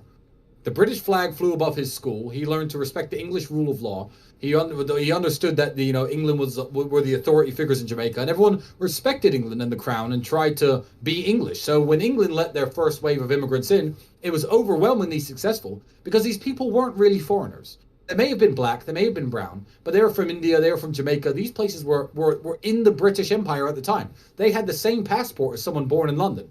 The passport just said that you were a subject of the Crown of England. The passport didn't say you were Indian or Jamaican. So I think immigration in England was overwhelmingly successful back in the day, but that's not a model that people should adapt now that countries are so divided and there's a lot of hatred towards America and England. You have to understand that it's never going to be as successful when you take a country that's had no influence from the parent country and just let people flood in. But I myself am an immigrant. I moved from England to Romania. I'm 0% ethnically Romanian, but I respect this country and I love this country. And I think there's nothing wrong with being an immigrant anywhere as long as you respect and care for the place that you live. Where do you recommend I go next? I realize that Florida's an upgrade from New York. It's a little more, it's less communist. The taxes are lower. But ultimately, I don't think I want to raise a family in America, but I'm not sure. Where do you think I should go? I would say go wherever you're happiest. You haven't traveled enough. I've traveled That's a your lot. problem. I've traveled quite a bit. Oh, have you? Okay, well, in which case, good. So you may already know where to go. Because the place you would go is not the place I would go. We're obviously very different people with very different backgrounds and different upbringings. So wherever makes you happy and whether you'd like to, wherever you get to and think, yeah, this place is cool. I really like this place. Wherever you get that good feeling. Because you may come to Romania and find it hostile. You may not like it here. I'm not going to say come to Romania. In fact, I tell everyone listening to me, don't come to Romania. It's a very hard country to get respect in, to integrate in. It's a very hard country to make a name for yourself. And I would not advise Romania as a place for immigrants to come. I personally really like it. But, now I'm a member of society here. So I don't know. That's the answer. Because the answer is going to be the same to everyone listening to this who's unhappy where they are. Do some traveling, find somewhere you like, and eventually, hopefully, you feel at home somewhere. And that's where you should stop. How long did you have to be in Bucharest before you realized that's where you wanted to move? I liked Romania immediately. But even when I first arrived here as a tourist, I already had important and good Romanian friends from the fight world, the people who run the big fight shows here. I was already integrated one way and another, even through my visits, through my high-level friends, which was a good way of me getting my foot in the door into Romanian society. But I immediately liked Romania, and I still like it to this day. I right now could live anywhere in the world that I choose. Anywhere on earth I could go and live, and I still choose to live here in Bucharest. So I like it very much. You don't really talk that much about the importance of art. I hear you talk a lot about money, business, and even the content that you put out online is mostly, it was pretty much all podcasts and talking to a microphone. What do you think about the value of art? Do you think that everybody, people who start YouTube channels, people who go to Rumble and Getter, should they just make content similar to yours, like news coverage, podcasts, or is there any encouragement to make unique content? Oh, no. Art is wonderful and it's amazing, but it's also a very subjective concept. You have to understand that people think art.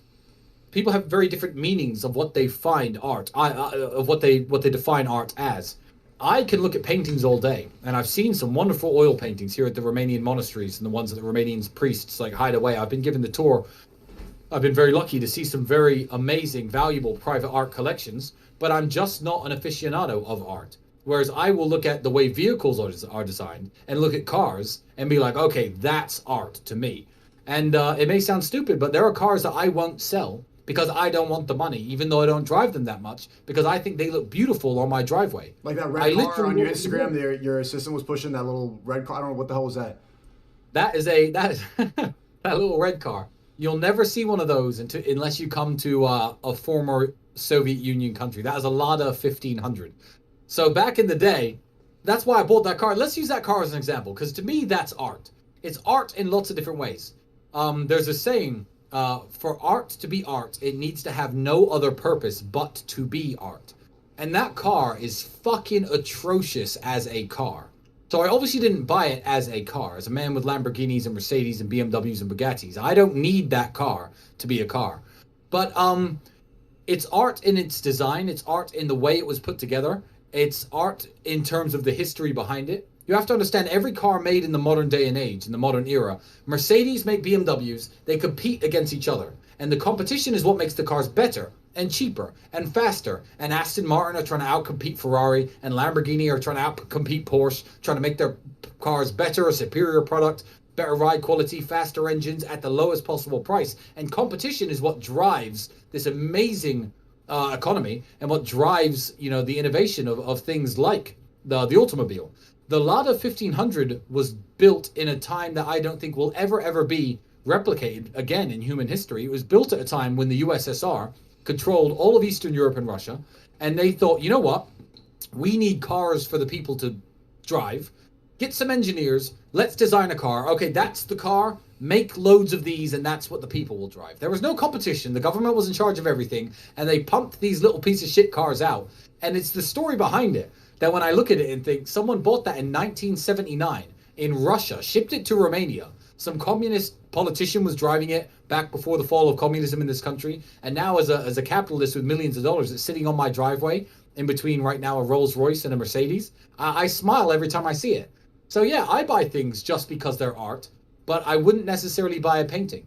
But you know, you could find joy and pleasure in things in life just because they look beautiful or because they have a cool story behind them, and that's art. So no, if you're a content creator and you do painting or you play music or whatever it is, yeah, no, move over to Rumble and start pumping your content out there, because you need a variation of content, because not everybody wants to watch the same thing, and art is very important.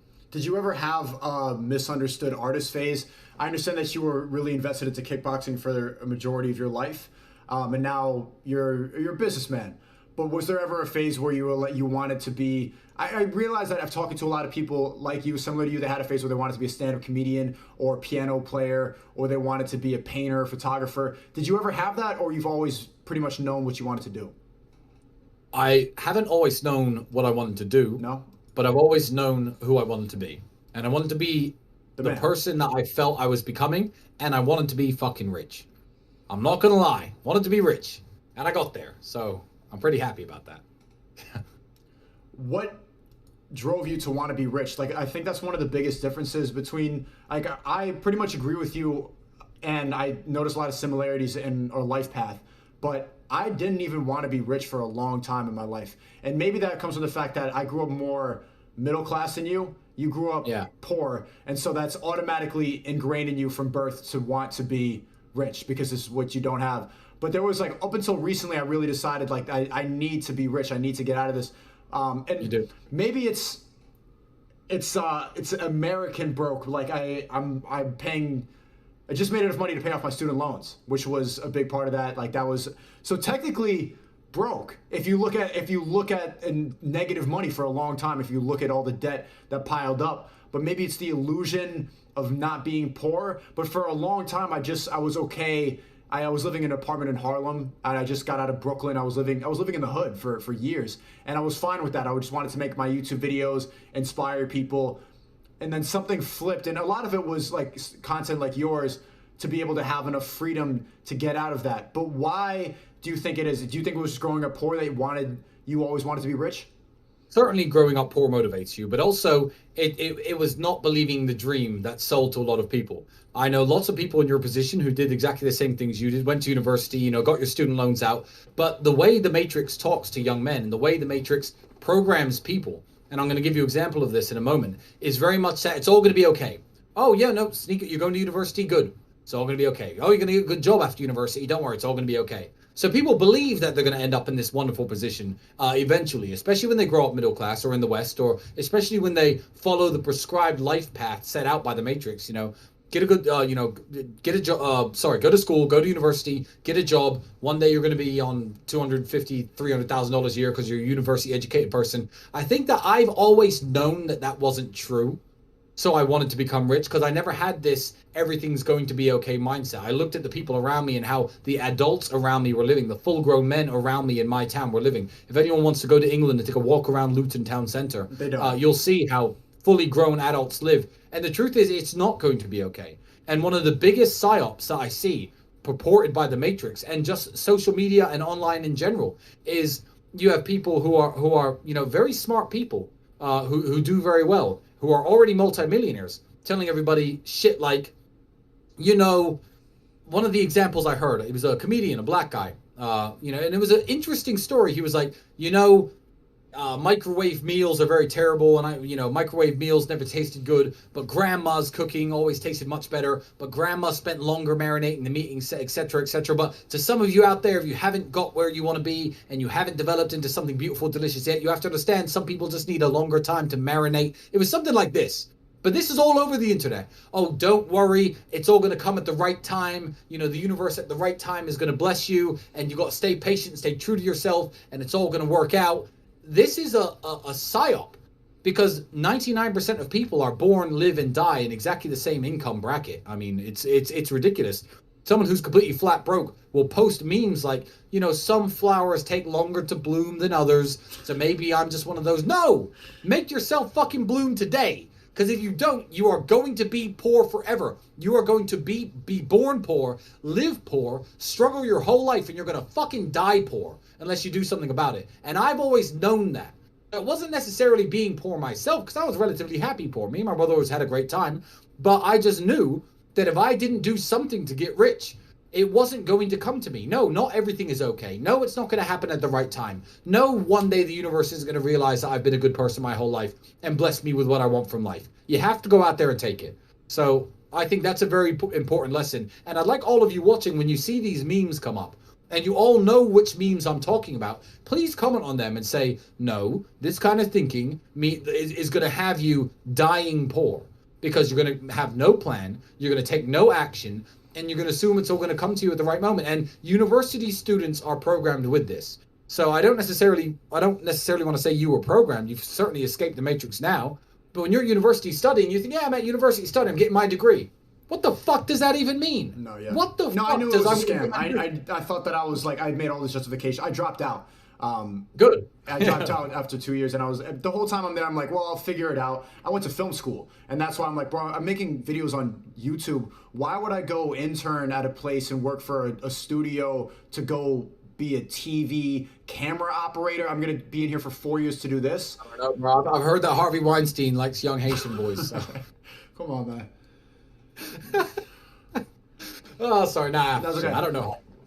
But why do you think people accept their reality, their middle class, or their standard? Why do you think people accept not being rich?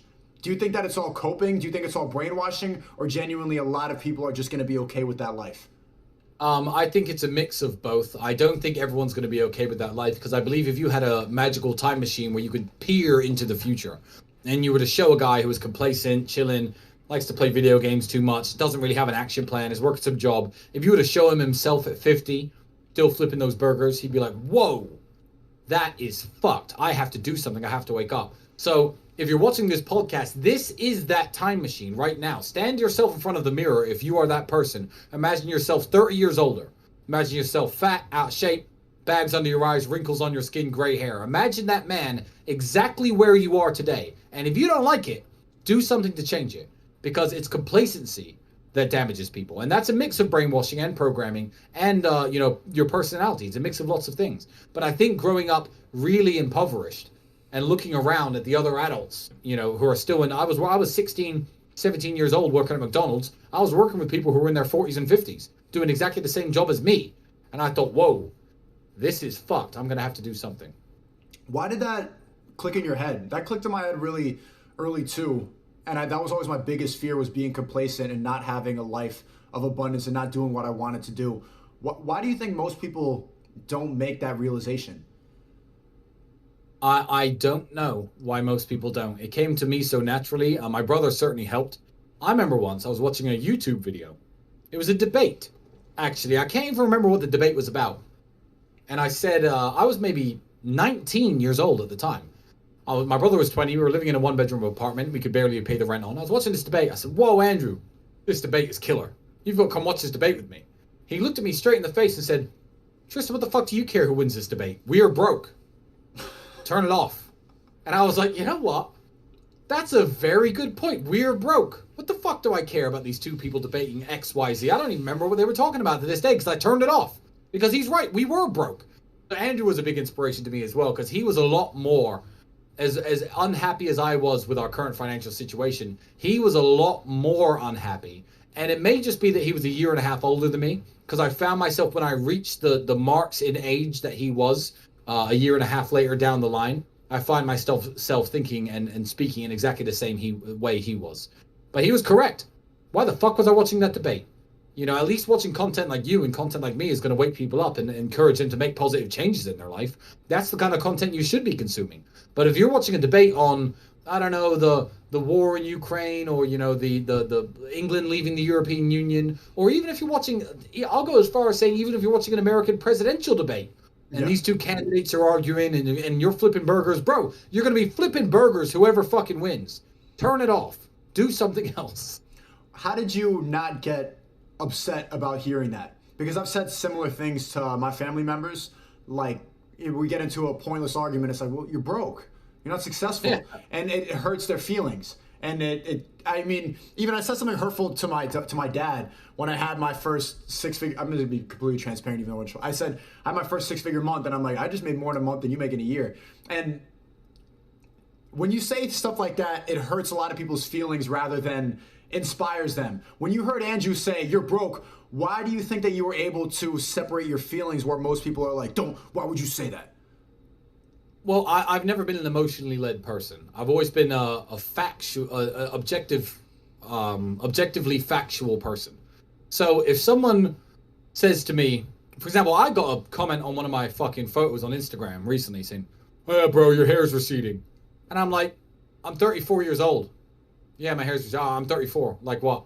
What am I gonna do? Say no, it's not? Just shut the fuck up. Like if someone calls me broke or if someone says something about me that's true, fuck am I going to say? Argue with them? Tell them that they're wrong? I'm happy to accept the truth of the universe. And I think we should all be happy to accept the truth of the universe. And if you're not, then you have work to do on yourself. Perhaps there were stages in my life where I was a little more touchy about things like that. But I think with certainly with age and wisdom, because you have to understand, I didn't make my first million until I was 28. I didn't have any real money in terms of being able to do what I want and buy a nice car until I was 24 and a half. Like, I was broke a lot longer than I've ever been rich. And I just knew it. I think it comes with age and experience. There was certainly more I could have done when I was 18, 19, 20, 21. But I didn't have the role models that young men have today. I didn't have the access to intelligent people that young men have today. So I think today there's a lot less of an excuse. But if you find yourself, if someone says something about you, let's use fitness. I had some surgery on my arm in January. I'm getting back into shape now. I'm looking good these days. I'm gonna have some progress pictures coming soon because I've been. I'm gonna let people into a little secret. Me and my brother have been working on a supplement line, but I myself have been experimenting with this, trying to get my own fitness back into check. After my surgery in January, I'm walking around with no shirt in my house. My brother looked at me and said, "Bro, you look fucked. You look fat as fuck." And I was out of shape. For me, I was still in better shape than the average person. I looked in the mirror, I was like, you know what? Fuck, I do look fat as fuck. I can't wait to get back into shape. What am I going to do? Tell him he's wrong? Mm-hmm. Tell him not to hurt my feelings? You know, especially if you have good friends around you, let people encourage you by telling you the truth. Young men will come to me with their business ideas and I'll say, fucking give up. That's the worst business idea I've ever heard. And that's never going to work. And now, if you wish to pursue it after the fact, that's fine because that's your own personal choice. But I'm going to tell you it's shit because I'm not going to lie to you. And try to take people's opinion and people you trust and people you respect's opinion into account. That's the best advice I can give. So if you're hanging around with a bunch of fucking losers, that's dangerous. Because if you put on 30 pounds, by being a lazy fuck over the next 6 months, your friends aren't going to tell you. You know, you're going to read shit on the internet, cope like girls like dad bods, and you're going to be like, oh, well, girls like dad bods. Fuck you talking about? Girls don't like dad bods. Oh. You seemed the same amount. Do you consider yourself happier before and after YouTube? Because I think one of the differences between me and you is that most of my satisfaction in life comes from the fact that I can inspire people and I can share my art online, and I can inspire people, and I get the satisfaction that an artist gets from mostly my main channel, not my streaming channel. But you seem the same amount of happy before and after YouTube. Well, I didn't know you beforehand, but what changed? Well, because I get most of my satisfaction in life does not really come from riches. It comes from who I inspire and then the connection with people. What's changed about your attitude on life? The fact that so many people look up to you and are inspired by you. Well, I'm the same amount of content. I've always been content, although I strive for more. I wake up in the morning, I'm healthy, my fucking arms, legs, and my dick work. I've got my brother next to me. You know, I'm living well, I'm eating well, I'm sleeping well. I have been doing for many, many years. The contentment hasn't changed. My level of wealth has increased, certainly, and it will do every year for the next 20 years till I decide to just, you know, give up and enjoy myself. And I've always been content. I think that it's added a level of happiness because, like you said, there are things that I didn't experience before that are now a big part of my life. You know, just like I get the hate comments and the hit pieces and the stupid videos, the emails I get and the messages I get of people saying that I've inspired them to make a positive change, you know, and you do this, you talk about me in this way, that nothing makes me happier than that. So I feel like I was missing out beforehand because I had a lot to teach the world, and perhaps, I mean, I can call it selfishness almost. I was too wrapped up in living my wonderful life. Everything that's happening now, I'm exactly as content as I was before, but believe me, I am happier knowing that I have the power to help people. I saw the kids surround you on your boat in Croatia when you docked, and you see like a horde of teenagers and young adults stand there. What is that? How does that affect you? Because before, you weren't really famous before. You might have been known as an entrepreneur or something like that. But how have you handled the fame? You know what? In a very boring way. You have to handle it in a personal security kind of way, etc. But the actual fame, it does get annoying being stopped on the street all the time or having crowds form if they find out you're in a restaurant, etc. But I try not to let it bother me because I understand that it's because the fame isn't necessarily good, but I feel like it's a price I have to pay. To be a positive role model in so many young men's lives and to inspire so many young men, I feel like is a gift. Like I said about me not wanting to run this fight to take on big tech and to build other platforms, etc. Maybe I was chosen for it, but I can't look at it as a negative thing as much as it may negatively affect my life sometimes. I'm just a lot more careful. I roll with more bodyguards. I keep my movements a lot more secretive, etc. But it's easy to handle. What, a bunch of people who love me and admire me? The people who hate me don't turn up in big mobs. They just write shit on the internet because they're scared of me. So, you know, have you ever encountered a hater in real life? I almost never. Not one. Never. Not one. Not one ever. And I don't think I ever will. So. What does that say? What do you say? Because who on earth is going to think I don't like those two giant, strong kickboxing brothers who roll with a team of security? Let me go and fuck with them in person. These people are cowards. They're never going to think that. Not in a million years. So. What do you think that says about the human psyche, the fact that people exercise so much hate online, but in real life they probably wouldn't even look at you twice? I don't even notice like dirty looks or anything like that. But the amount of hate I hear online is a daily thing. Well, it's a testament to their own character. It's a testament to their own character, and that people will make brand new profiles and you know, with no followers and no following and no display pic just to write hateful comments to you. And it honestly makes me happy. It honestly just builds me up to understand that the number of hours put in per day to trying to bring me down are more hours than I could possibly live in a day. Hundreds of hours sometimes per day are taken from people who dislike me. And I'm just like, good. These people are wasting their lives, giving me their energy. I feel powered by it. Right. I feel fueled by it. So it's motivation. It's a sense of motivation. Like the other day, I didn't want to stream, and then I saw 3 videos drop, all an hour long, edited up, and just like hating on me, and it woke me up a little bit. I was like, whoa. Yeah, and good. and good. They're taking time out of their lives, but I would never do that. And I don't think that's a good way to behave. I mean, you could comment on people's videos, you could comment on people talking about you, but I'd never just watch someone for what they're saying unless what they were saying was genuinely, no, I don't think I'd ever watch someone who was saying something stupid and then comment on it and make a hit piece on it, because I don't want to give those people my energy. You have to understand that people with the right frame of mind are built up by this. So if any of my haters do see clips of this and do watch this, please keep spending your time thinking about me, because I don't know your name, I don't know your struggle, I don't know your problems, but I'm living well. I think it was Floyd Mayweather who said something like this. He said, look, if you want to talk shit about me or my boxing career or my trainers or my friends, don't worry about me, because I'm living well. Worry about yourself. I'm a billionaire. I'm the best boxer who ever lived. Don't worry about me. It's all fine for me. So, yeah, I like it. I'm not going to pretend I don't. It's eye-opening hearing you. When I asked the question, how do you handle the fame, I was curious to if you enjoyed it or not, but you only talked about it as if it was a negative thing. I'm seeing a lot of entrepreneurs and people like you want to get into this game because they desire fame. And it seems like you never desired that. But I noticed a lot of like crypto guys, entrepreneurs, e-commerce dudes, they're kind of following your method, and they're now getting into the YouTube space because they have all the riches, they have a lot of money, but you guys talk a lot about you can't make money and not become a dork. You're still a dork. And so they want that level of respect, and they want to be admired. Why do you think that you didn't desire fame? I feel like I've always been proud of myself and who I am. I think a lot of people look for validation from other people. And I think that's why I never really desired it. It's a consequence, and it's one of the circumstances that I now find myself in for everything that I've done, everything my brother has done. But, if you're really, truly content and love yourself, lots of people desire fame to make the money. But it's the guys chasing fame for the sake of fame say they already have money.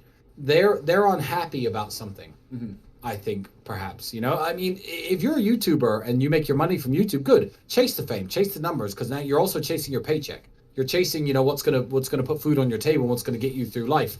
But just for the sake of having all these people following you around and commenting on you and trying to take pictures of you in the street, it's not that great, if I'm honest. And because I'm so happy in love myself, and when I'm sitting around with my friends, whether it be at a 5-star restaurant or like literally on someone's kitchen floor drinking cheap cans of beer, I'm so happy. I don't give a fuck who knows who I am.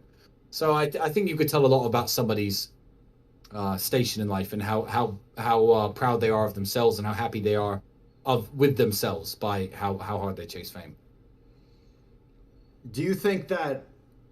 What do you think people can do to stop being dorks? What's the best way to try to fix the dorkum? I think everybody knows already. Everybody knows the answer. A healthy body is a healthy mind. Get into shape. Try to look your best. Try to become more knowledgeable. Whether that be watching YouTube videos, watching stuff that my brother or you put out. Just try to understand the world better. Try to understand that you can't just walk through the world as a dork, because the things you desire don't come very freely to dorks. I would like to think that every single young man watching would love to have a beautiful woman. They would, wouldn't they? Beautiful women don't like dorks. They really don't. So look at the things you want from life, and look at who you are as a person, and think, how can I positively change myself to get the things that I want from life? And I think you're naturally going to come out of your dork state just from doing that. If you understand 1% how women think, how high value men think. I'm a high value man, and people message me all the time. Hey man, I'd love to sit down and play a game of chess with you. I'd love to sit down and smoke a cigar with you. Don't send me that message without first looking at who you are and thinking, would Tristan Tate benefit or want to sit around with me and play chess and smoke cigars? What would I talk to Tristan Tate about? And if the answer is, I'd just love to fanboy on him, then you're probably a fucking dork, and do something about yourself to change that. That's what I've realized from your impact on social media, is that inherently I've always known that, and even before you, it was like guys like Dan Bilzerian, or like the stereotypical high value man, bitches, in shape, big houses, big cars, and everything. That's what every man inherently wants. That's what every like man has wanted at when we were like 12, and then the Matrix beats it out of you slowly. They make you cope, and they make you say that you want other things. I'm okay with the dad bod. I want to be monogamous. I want these other things. I don't want that life. And what separates me from a lot of the content creators I've realized is that most people would rather not admit that, and they would rather make justifications for why they're at that point in their life. And you see what happens, because when you're a content creator, you don't get cool points for being a fan of somebody else. You don't get to make a hit piece. I can't make a 57-minute edited up video of you or Andrew, because what would I say? I would just be complimenting the whole time. I would just be saying how I've been inspired. And it's because I think a lot of people, and you've probably seen it, you don't get cool points for supporting someone. Everyone says every day, like, you're a dick rider, you're a fan, and I don't get bothered by that, because I'm upgrading my life, and I've realized that the life that you're living is the ideal life for most men. Just most people are coping and decide not to want that. And you have to understand that all these men are doing the same thing themselves. If you were to start complimenting me in this chat, and please don't, saying, "Oh, Tristan, I think you're the best, and I think you're a cool guy, I think you live well, I think you dress well, I think that you've made a lot of money, I think you're smart," and the people would type in the chat, "Dick rider, dick rider, dick rider." Well, what the fuck are you watching us for? You're watching me. You're sitting at home watching me and Sneako talk. Who the fuck are you to say shit like that? Like, literally, no one knows who you are on this stream, and you're sitting watching us. And that would be, I think, a very low percentage of the people watching. But some people would be saying that. But at the same time, how do they know if they aren't spending their own time being a fan of myself or you? So it's a very strange mirror that you need to kind of hold up to the viewers at home when they start saying stuff like that. So it happens a lot when my brother goes on Twitch. They're talking, and they were like, "Oh, dick rider," and they tell people, or tell the streamers are dick riding Andrew for giving me a compliment. I'm like, well, this stream is massive, and a bunch of people are watching this because my brother's on the fucking stream. So what does that make you? Like, it's the way it is. It's much easier to hate, and yeah, you get a lot more points for it. Yeah, that's the nature of social media. Negativity is what people. It really encourages a lot of negativity. There's not a space for positive speak. It's immediately shot down. Well, we are creating it, I think, because now with the way that I speak, the way you speak, and the way a lot of people who I've influenced, who have watched me and Andrew speak, you know, I have videos literally of guys at their school, 15-year-old boys, playing that stupid theme tune that's associated with my brother, opening doors for women who walk by and letting the women into the classroom. And I look at that and I just think, you know what? Good. I like to create positivity, and I like to put it out there, and I like to see, you know, young men become better men, and it's very cool. And I think that guys like us are hopefully, and there's lots of good guys online, lots of fitness trainers, lots of guys who preach a lot of good stuff. But I think with our popularity that we currently have, all of us, us two as well, I feel like we are now creating a positive dynamic and a positive conversation and positive talking points. This whole fucking podcast has been positive. No one's going to walk away from this having not learned something important about themselves, or you know, or haven't taken away a lesson that they can apply to their lives and make their lives better. And yeah, just keep doing it. You keep doing it on your own personal streams as well, because you know the world needs this. Just because everyone's doing one thing doesn't mean doing the opposite is wrong. Sometimes that's the best thing to do. And all the content creators, I would say, do exactly the same thing if you can, and also get over to Rumble. I'm on Rumble, Sneako Live. I want to start streaming there. And is the monetization system good? That's the one thing I'm a little bit worried about. Oh, it's good. It's good. You know, you'll do well on Rumble. You'll do well on Rumble, and you know, and hopefully you can pull in some bigger audiences, because your fans want to see you. They don't want to watch YouTube. They want to watch you speak. So if you make a big enough deal and a big enough splash and a big enough, you know, song and dance about the fact that you're going to be on Rumble, I feel like your fans are going to follow you, and you know, you could speak more freely there. You could be a lot less careful there. You could say, like, you know, like your honest, true opinions there about lots of things, and so you should. And in which case your fans are gonna resonate with you more, get to know you better. And if super chats are something that you know that helps finance your life, and that is you know, helping you get to where you want to be, then good, because you work hard, man. You're streaming like almost every day, aren't you? Every day, yeah. Like you work hard. So you know, everyone, you know, feel free to, you know, if you're watching me and you're a fan of me, fucking throw some super chats in. You don't even have to ask questions. Support this young man, because he's working harder than most people I know. I don't know if you've ever seen my videos, but to the chat too, I just dropped a documentary on my main channel, Sneako. There's a short film and documentary on there. That's my bread and butter. This streaming thing is just a side hustle. That's where me and Tristan diverge. Is that at heart I'm more of like, I got that misunderstood artist. One day I want to be a filmmaker. I got into this because I wanted to be a stand-up comedian. It's very different than. I saw that you did some stand-up. I didn't actually watch it. I'm a busy man, but I've seen clips of you doing stand-up on TikTok, etc. So people have sent me. But not one day I want to be a filmmaker. One day you will be a filmmaker, my friend, because I believe you have the drive and ambition and the plan to do so. You're not one of those people who are just sitting around thinking, "Oh, I want to be this one day," with no plan. Mm-hmm. You know, and a dream without a plan is just, what's the saying? Fuck. A goal without a plan is just a dream. Is that it? It might be. Anyway, that sounds correct. A goal without a dream is delusion. Yeah, well, yeah, also true. Also true. Hey, thanks for coming on. It's pretty late where you're at. You're making me want to have a cigar.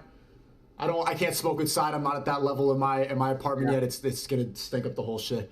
Right, make sure you do 200 push-ups first, man. Health is wealth. So, make sure you do 200 push-ups first. 200 push-ups.